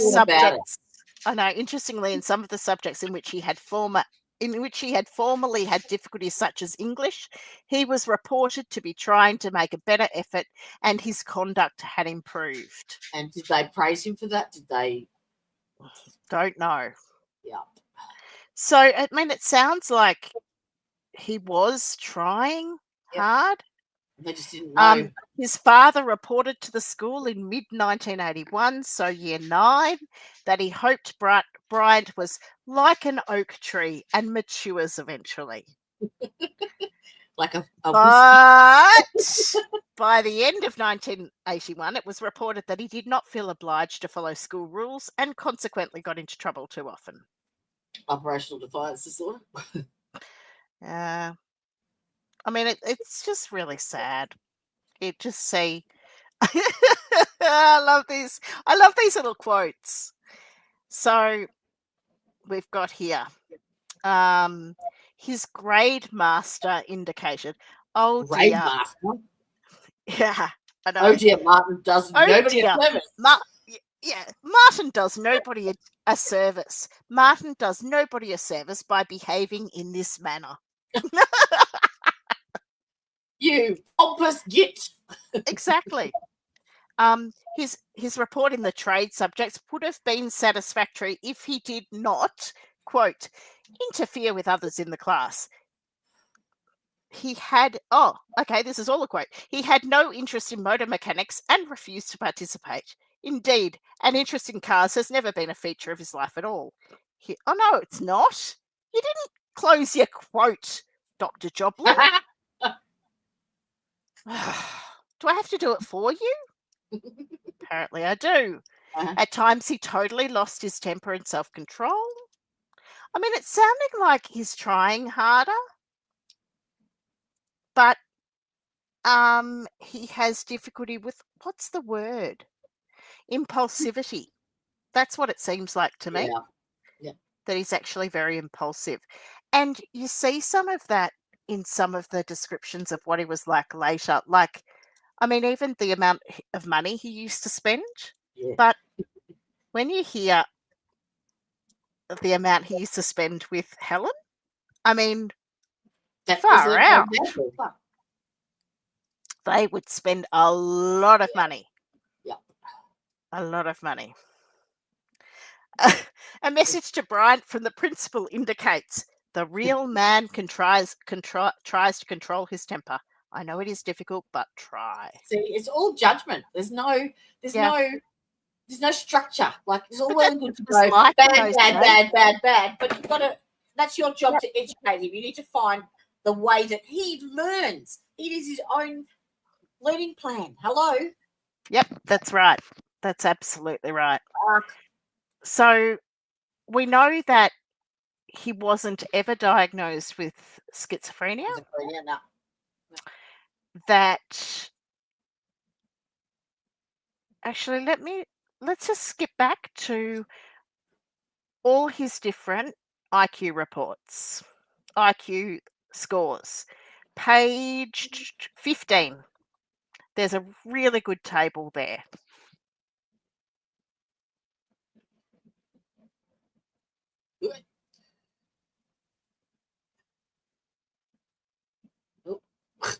One up. Yep, that table right there. You can almost fit it on. Okay, cool. Yeah. So what we're looking at here is the full scale IQ, which is the third column from the right. And the reason that percentage is highlighted. Yes. Fuck. Correct. It went down dramatically. Wow. No, you've got the wrong one highlighted. Looking at the third one from the right. Oh, it's adjustable. Look at that. So I don't know which one you were looking at. Probably verbal IQ. Yeah. Yeah. So that's where you'd start to wonder about. How do you get two different ones on the same day? Which ones? What do you mean? So he's got the score of 66 here on the 6th of the 6th, and he's got 68 here on the 6th of the 6th. I suppose it's just a matter of one question. They're different assessments. Yeah, they're different assessments. Yeah. So they were all done on the same day, but they're actually different assessments. Mm. And you can see that the verbal and the performance IQ, they're different. So his verbal IQ, I'm pretty sure that is a 64. But I will double check that for you. Yes. It is? Yeah. So my screen's really difficult to see this one. I don't like it. So his verbal IQ is much lower than his performance. And that's because he was actually average at something. There was something that he came back as average in.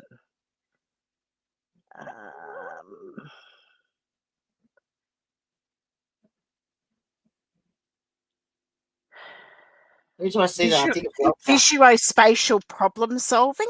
He scored in the average range. Everything else, he was in the lowest 2 percentile. Yeah. So 98% of the population at his age would score above him. Yeah.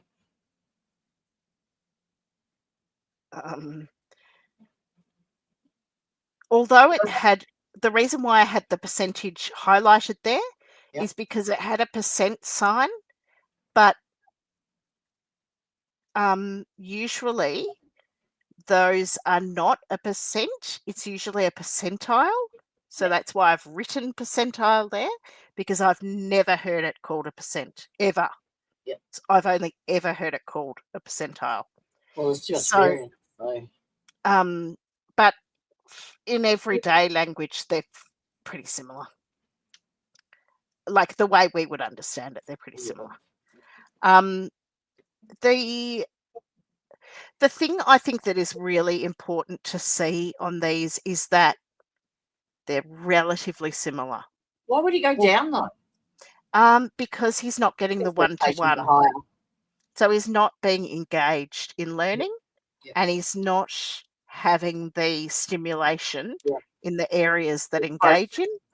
And also, that's why the neuropsych was questioning whether he'd had some sort of brain injury. In the car accident. Yeah, What that's year was what he that? That was suspected. 93, wasn't it? So Yeah, so that- it was only a matter of years before. Yeah. But I don't think he'd had a CT scan beforehand. So I'm not sure if there was a comparison. And I don't think we see any results of the CT scan. I haven't found anything, and I've been I looking. know I that. go straight for the medical stuff. Oh, that's just going to be.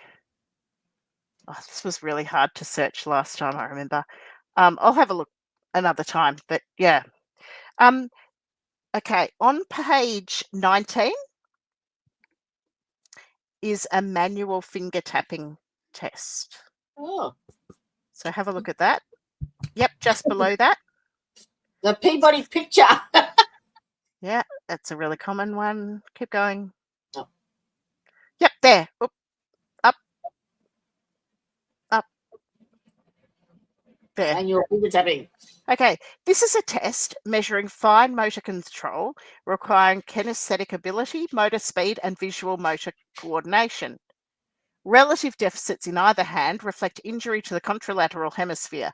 That Unless means you've got arthritis. crossing sides. However, bilateral deficits can indicate, meaning both sides. So if there's difficulty with both hands, can indicate injury to the left dominant hemisphere because of its control over overall coordination. Yep. And this was Martin's result. On both dominant and non-dominant hands, Bryant indicated deficits. Oh. So let's go back. Cool.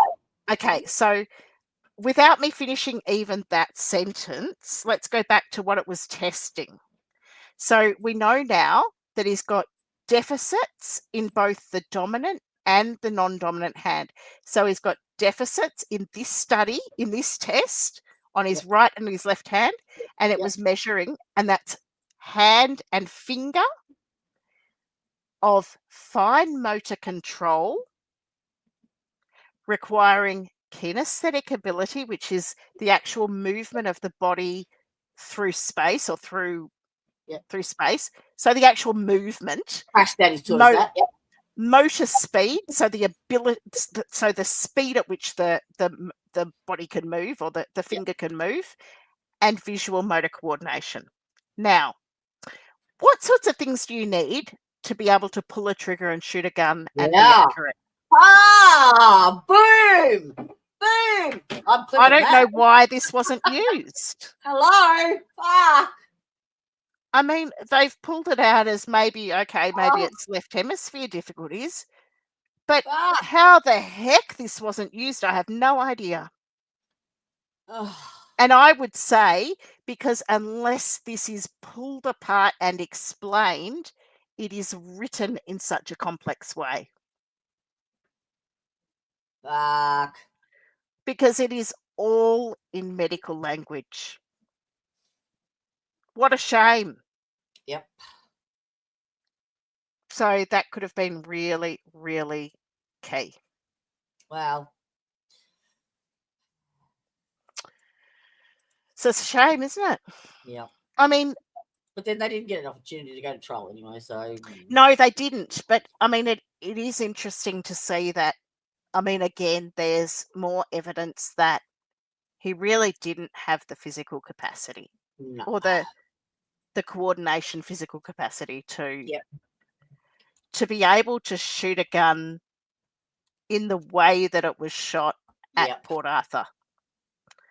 The next test there just shows that he has some difficulty with writing. And then the next page says that he has some difficulties with calculation. He's got a lot of spelling difficulties and a lot of difficulties with expressing himself. So that's not just saying what he means, that's being appropriate in his speech. That's how his brain functions. Yeah. Like it's a completely Yeah, different. organizing thoughts. And Yes. Yeah. I think he doesn't know how to have a conversation. So if you don't know how to have a conversation, you would Know how to mimic. read the room. You would mimic a conversation. And so if you're mimicking a conversation, you ask people questions and then they answer. And then you ask them another question. And He then would mimic, yes, because he remember on his date, his girlfriend said that he got the newspaper out and pretended to read it. oh right. I didn't know that. Mm-hmm. Well, there's all these stories about the reason why they think he went overseas so much was because when people were strapped into the seat next to him. Oh, they're a captive audience. They said he liked it more in the plane than he did the destination. Yeah, he loved it. He loved sitting on the aeroplane with people next to him. I mean, but you have to say it's pretty sweet. I mean, you can understand, but somewhere it's in here. I'll read you the quote. It's pretty funny. It is pretty funny when he says read that today somewhere, actually. It's under travel in here. There's a little heading called travel. I'm sure it's in here. Yeah, here it is. Hang on. There is no doubt that the travel that Martin did on his own was based not on his wish to see what other countries had to offer, but more on the need to be in close proximity to other people. Indeed, at the time of my interview with Martin on the 6th of June 1996, he asked me many somewhat pathetic questions about my personal life. When I questioned Bryant on this, he indicated that those were the same questions he would ask people when travelling. It is quite understandable under those conditions that Bryant would have few friends. That's not a judgment. That's just saying it like it is. Imagine. It's not a judgment. He's saying they were somewhat pathetic. With someone, the poor bastard. I mean, yeah, exactly. And he's making actually a very clear statement there. It is understandable that he would have few friends because there's no reciprocal give and take here. The interesting thing is that when his father took him overseas with Helen Harvey, she came to the attention of authorities because she was complaining so much. Then, when he went overseas on his own, he came to the attention of authorities. And apparently, he touched down in the US. He wasn't even allowed out of the airport. And he was sent back again. Oh, really? Yeah. It is in here. On one occasion, on a plane to Los Angeles, he apparently touched a young girl on her leg. Oh. This matter was reported, and on arrival at Los Angeles, Bryant was not allowed to stay in America. He left on the first cancelled, which was to Europe. On another occasion, which may well have been the last occasion when he travelled overseas, he had been away for 2 weeks. When he returned, he was apparently questioned in Melbourne as to the possibility of his trafficking in drugs. Oh, really? Yep. So this was I haven't given you any information about his psych background at all, but oh well, it's been very interesting. Like what they found out about him was actually very interesting. I'm thinking about all the psych stuff. Yeah, exactly. That's right. I know. We've been down so many little rabbit holes, haven't we? Yeah, it's easy to do. All right, this is what I recorded this afternoon about, and it struck me because the actual news presenter picks it up. And play. Go. Isn't it playing? No. Go. Oh shit. Did you just fall off your chair? Nearly. Let's slip back. Why is that green thing? Play. Yeah. That was there before too. Was it? Might be something about. Oh, good pause. Hi. Oops. I remember him too. This is the face of a killer. Yeah. Is that right? Am I right? Yes. I actually found the clip. Now, the library got back to me too and gave me. They've sent me a link of where I can find the 90s articles from Tasmania. Can you hear that or not? Joining us now live from Royal Hobart Hospital. Just. Oh.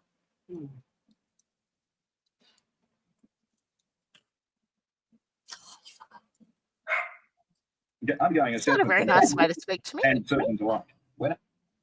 Okay. Bad pause. What you gonna do? Yeah, he is being annoying. It's bad pause. Condition this morning.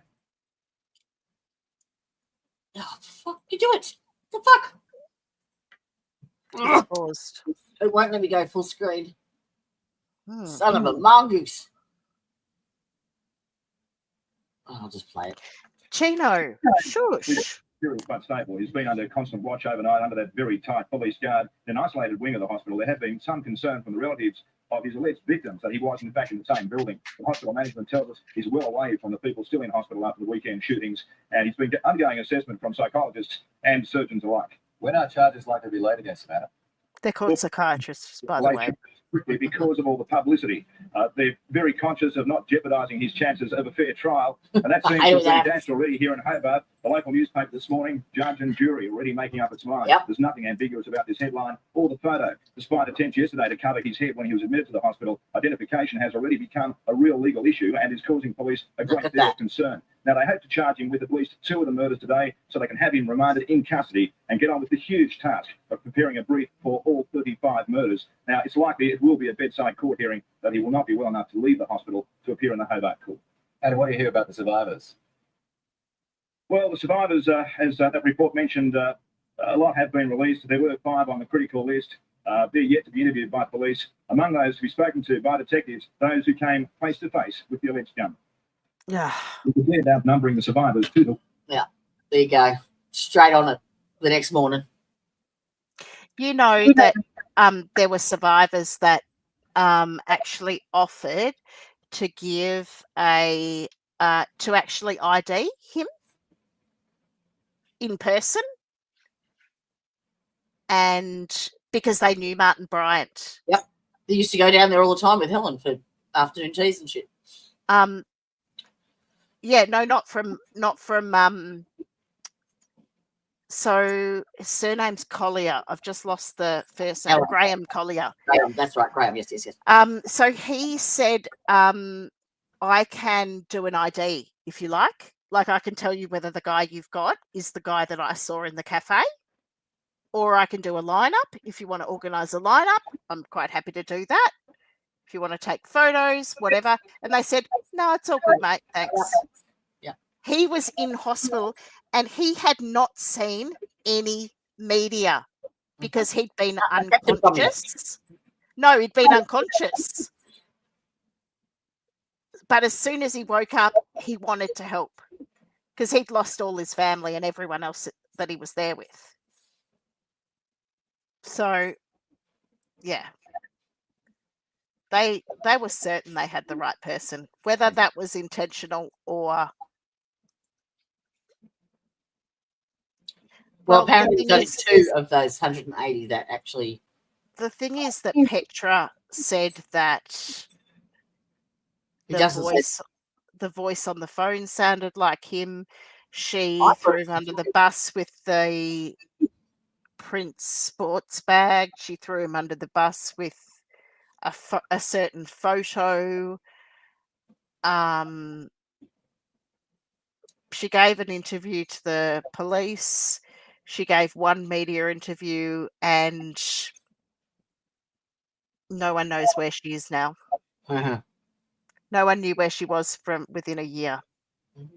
She never went to any trials. She never visited him. Should have been paid off.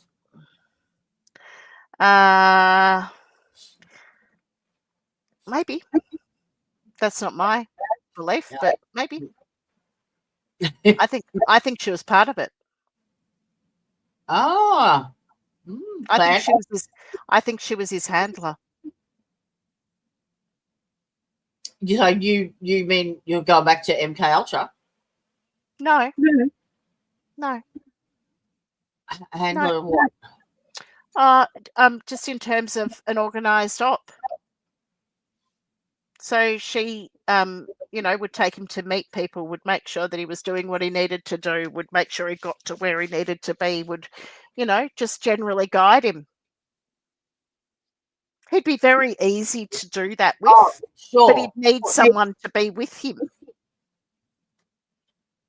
So the best way to do that would be to infiltrate his life. Yeah. I don't think it could have been done any other way. Well, that's why it gets me with, like, my theory was how he kept calling himself Jamie.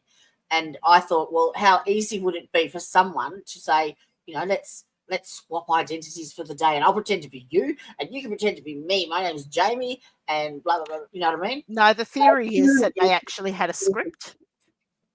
So that in Tasmania, they used to do a lot of training for police operations and for special groups and in emergency services and that sort of thing. And they often used to get civilians involved. And Martin actually did some of those training exercises. And you'd be given a script. And so that's what they think that he was involved with. Well, but I myself don't believe that that's his voice. I hear a different pitch. But you can change the pitch too. And those tapes, those recordings are all destroyed. So we'll never get them back. They're all destroyed. The originals are all destroyed.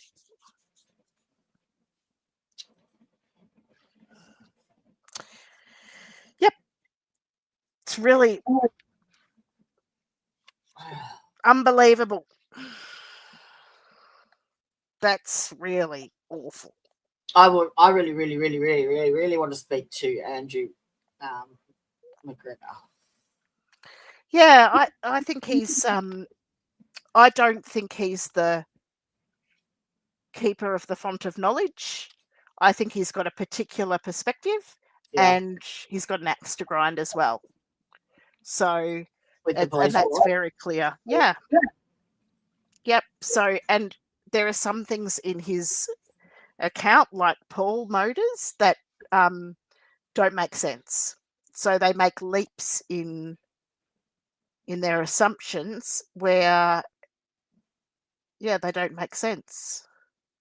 But I mean, a lot of it doesn't make sense. But I think if you're going to say he was playing a part, it needs to make sense. And they say, oh, he had night vision goggles, but then he didn't have them, and then he had this and he didn't have that. And to me, it just actually makes a lot more sense if it just wasn't him. Yeah. Yep. So there were witnesses that wanted to be interviewed but wasn't allowed. Witnesses that wanted to be interviewed when and by whom? I think she's talking about maybe Wendy Skur, and because they didn't ever get to trial, they never got to have their say, perhaps. Yeah, I think you might mean. Do you mean in a trial? Just use because they actually were interviewed by police. Who?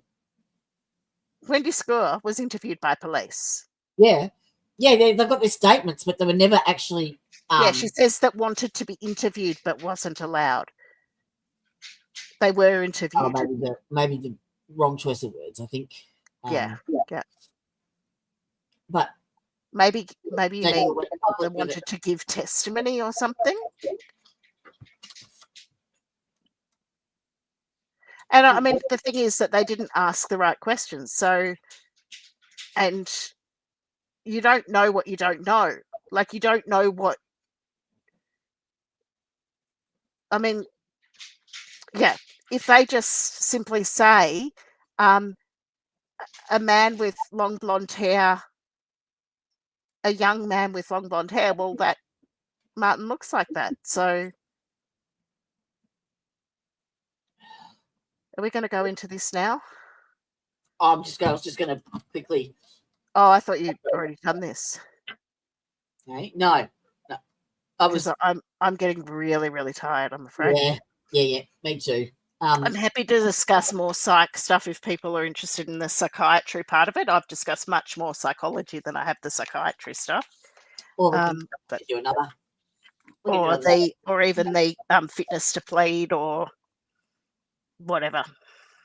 I just wanted to point that, when he was in the hospital, just the whole, innocent before guilt, innocent, you know what I mean?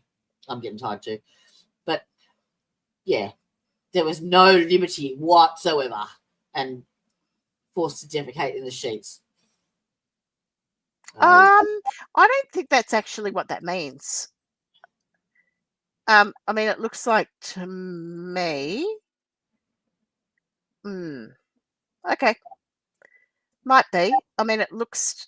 I can see that there are alternatives. I mean, I'm not saying there are not alternatives, but yeah. I know there are alternatives. That doesn't excuse it. It's awful, but yeah. But you also heard that media report where there are people's relatives, people and their relatives, and all of those people in the hospital. They're all in the same hospital. Yeah. That's what they kept. Such a hard thing.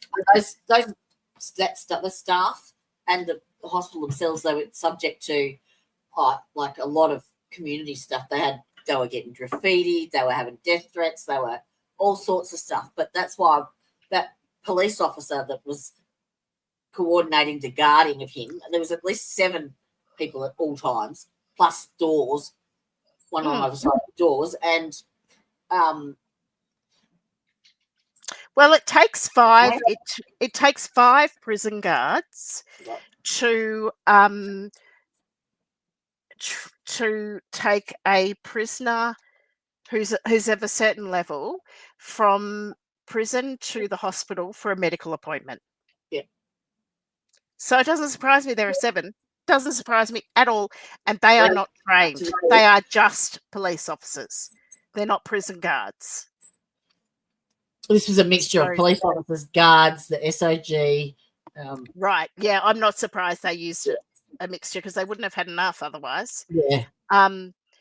Yeah. So I mean, I know there's 5. He said he quoted that if like his job was to guard him and protect as well, and he's basically said if anyone comes in and they want to take him, it's all yours. But he wouldn't have. He wouldn't have.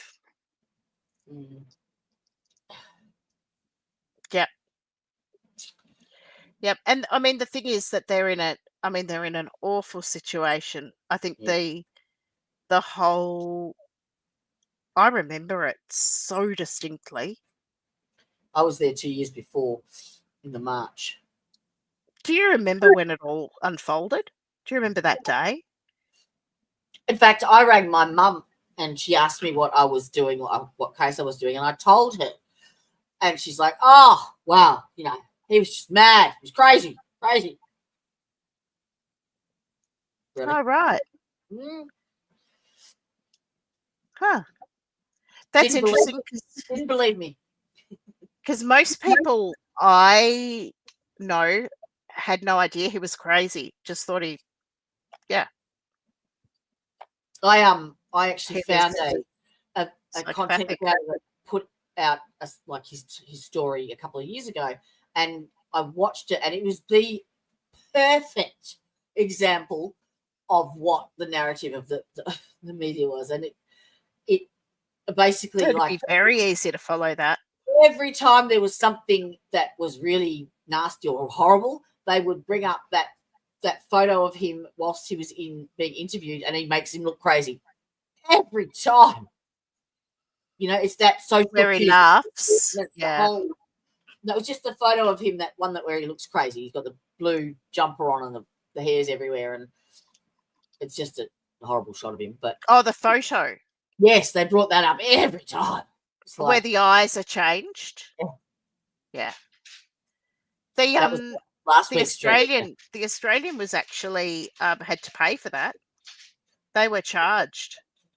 Oh, The Australian changed his eyes and his eyebrow facial characteristics. It's on Media Watch. ooh, Yeah, if you type in Media Watch Martin Bryant image, it comes up. It's very interesting. The Australian did it, yeah, but then everyone else used it. yeah. Crazy eyes. Watch, And they called it an editing glitch. blushy. But you can see that, you know, from that next day, he was already hung, drawn, and quartered. Yeah, they did. Well, they did it overnight. Yes. Media So Watch, that's Martin Bryant. What was it? Photoshop or Media Watch, Martin Bryant, the Australian photo.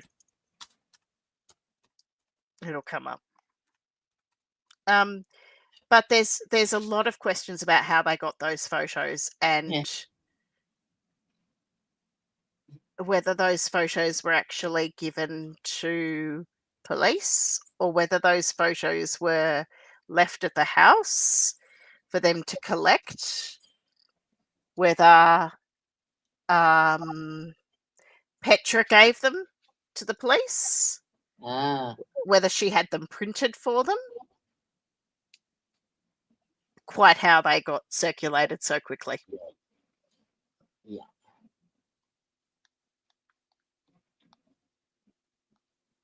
I'm afraid I might have to Yeah, depart. that's fine. So I've got to get to the hospital early in the morning. Yeah, no, I've got an appointment myself. So yes.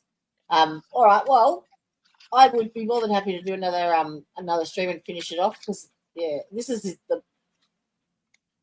like the pivotal assessment of it. So Yeah, it's really.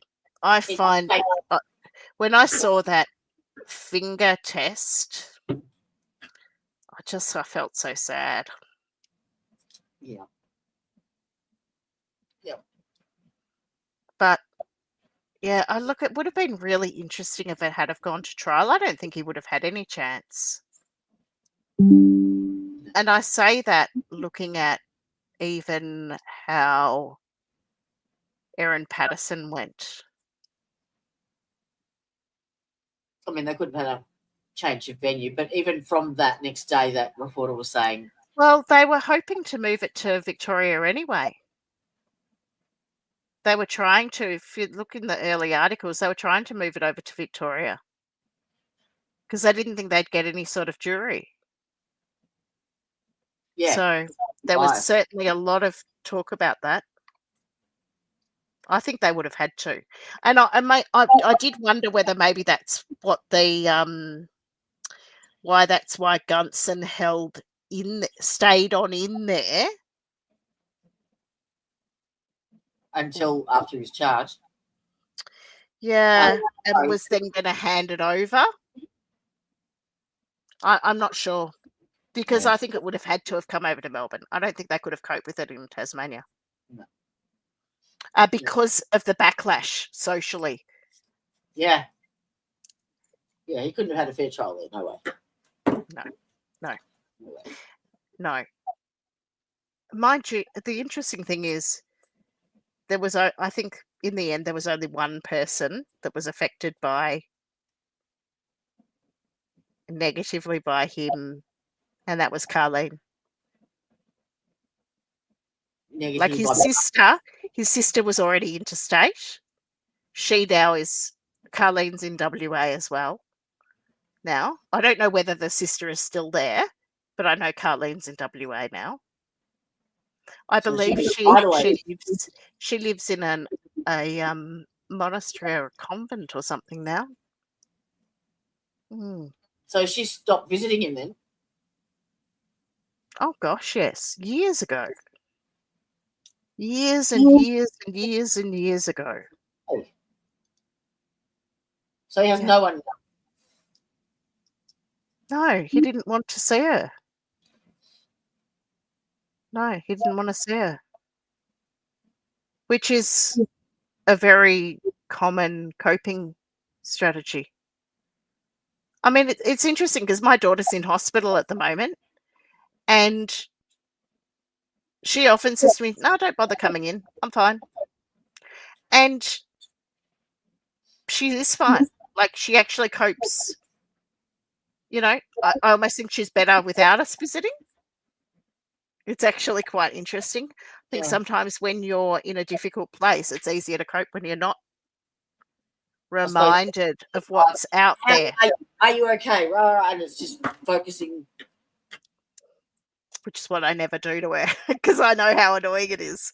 So I always just take her in a pizza or something like that. Yeah. Suck up to her. I took in Chino yesterday, the dog, not a baby Chino or a cappuccino, but the dog. I don't even know. Do they have cappuccinos in the US? Yes. Because Yeah. it's a very Italian thing. And I mean, Melbourne's got a very Italian and Greek Yeah. coffee thing. Yeah. I know it's not at all American coffee. Yeah. So Anyway. Well, thank you very much for joining me. That was actually really we wandered all over the place. That's all right. No, but it gave me a better perspective of like the big picture, and that's the whole point. Like, you need to be able to, well, not make judgment or anything, but you need. The whole point of this was that his story wasn't told. Yeah, I know. And He never had any chance to have it For told. transparency and for anything, it needs to be out there. Yeah. So yeah. So thank you very, very, very, Yeah. very much. No problem. And we will organise another one because there's a heap we didn't do. Heaps. Yeah, I know. There's so much there. It's a rabbit hole for sure. It's okay. Maybe we could just go through Prof. Mullen's next time, or just through a different one, and then I can bring in the parts of this one that we didn't do, or because the psychology is pretty well covered. I mean, there's other things that can be brought out, but yeah. But you'll be able to use parts of this one when you talk about like the money and all of that. There's some really interesting parts in here. Yeah, so next week I've got a girlfriend who's been doing accounting for years and years and years and years and years, and she's also a good researcher as well. Like, she digs it. I'm like, I can find this, and 2 minutes later she's like, here you go. And she sends me the link. I'm like, Great.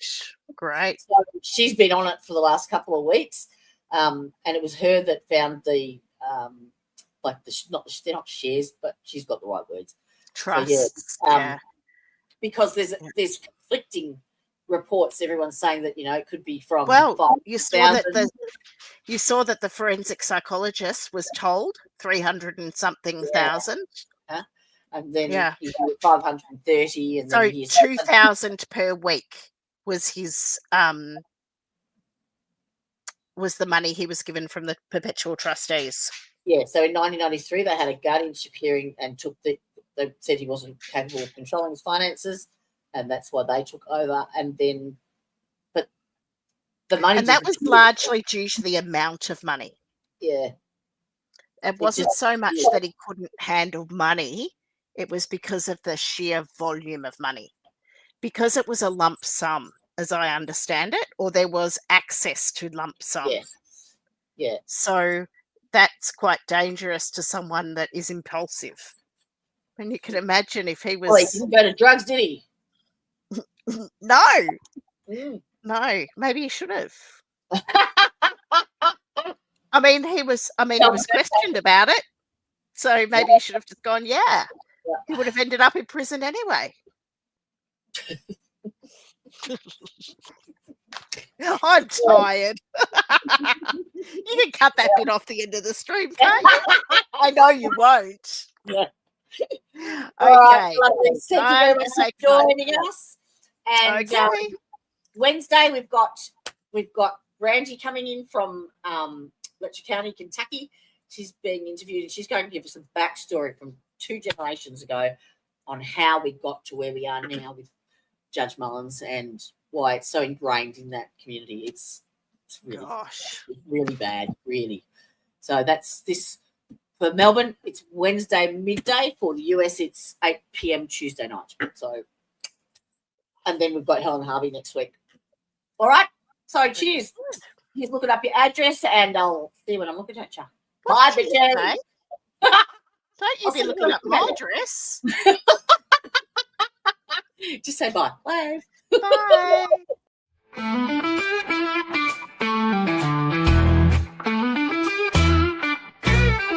Hey there, thanks for stopping in. We hope you will join us again. We all look forward to next time. We get to talk about true crime. Clues. Justice served in an honest fight. True crime tales till the verdict's right. Solving more than just trivial quests, where sentences rule and the defense rests. Our true crime family is great. All types of topics we debate. Smash that like and ring that bell. Hit subscribe, you might as well.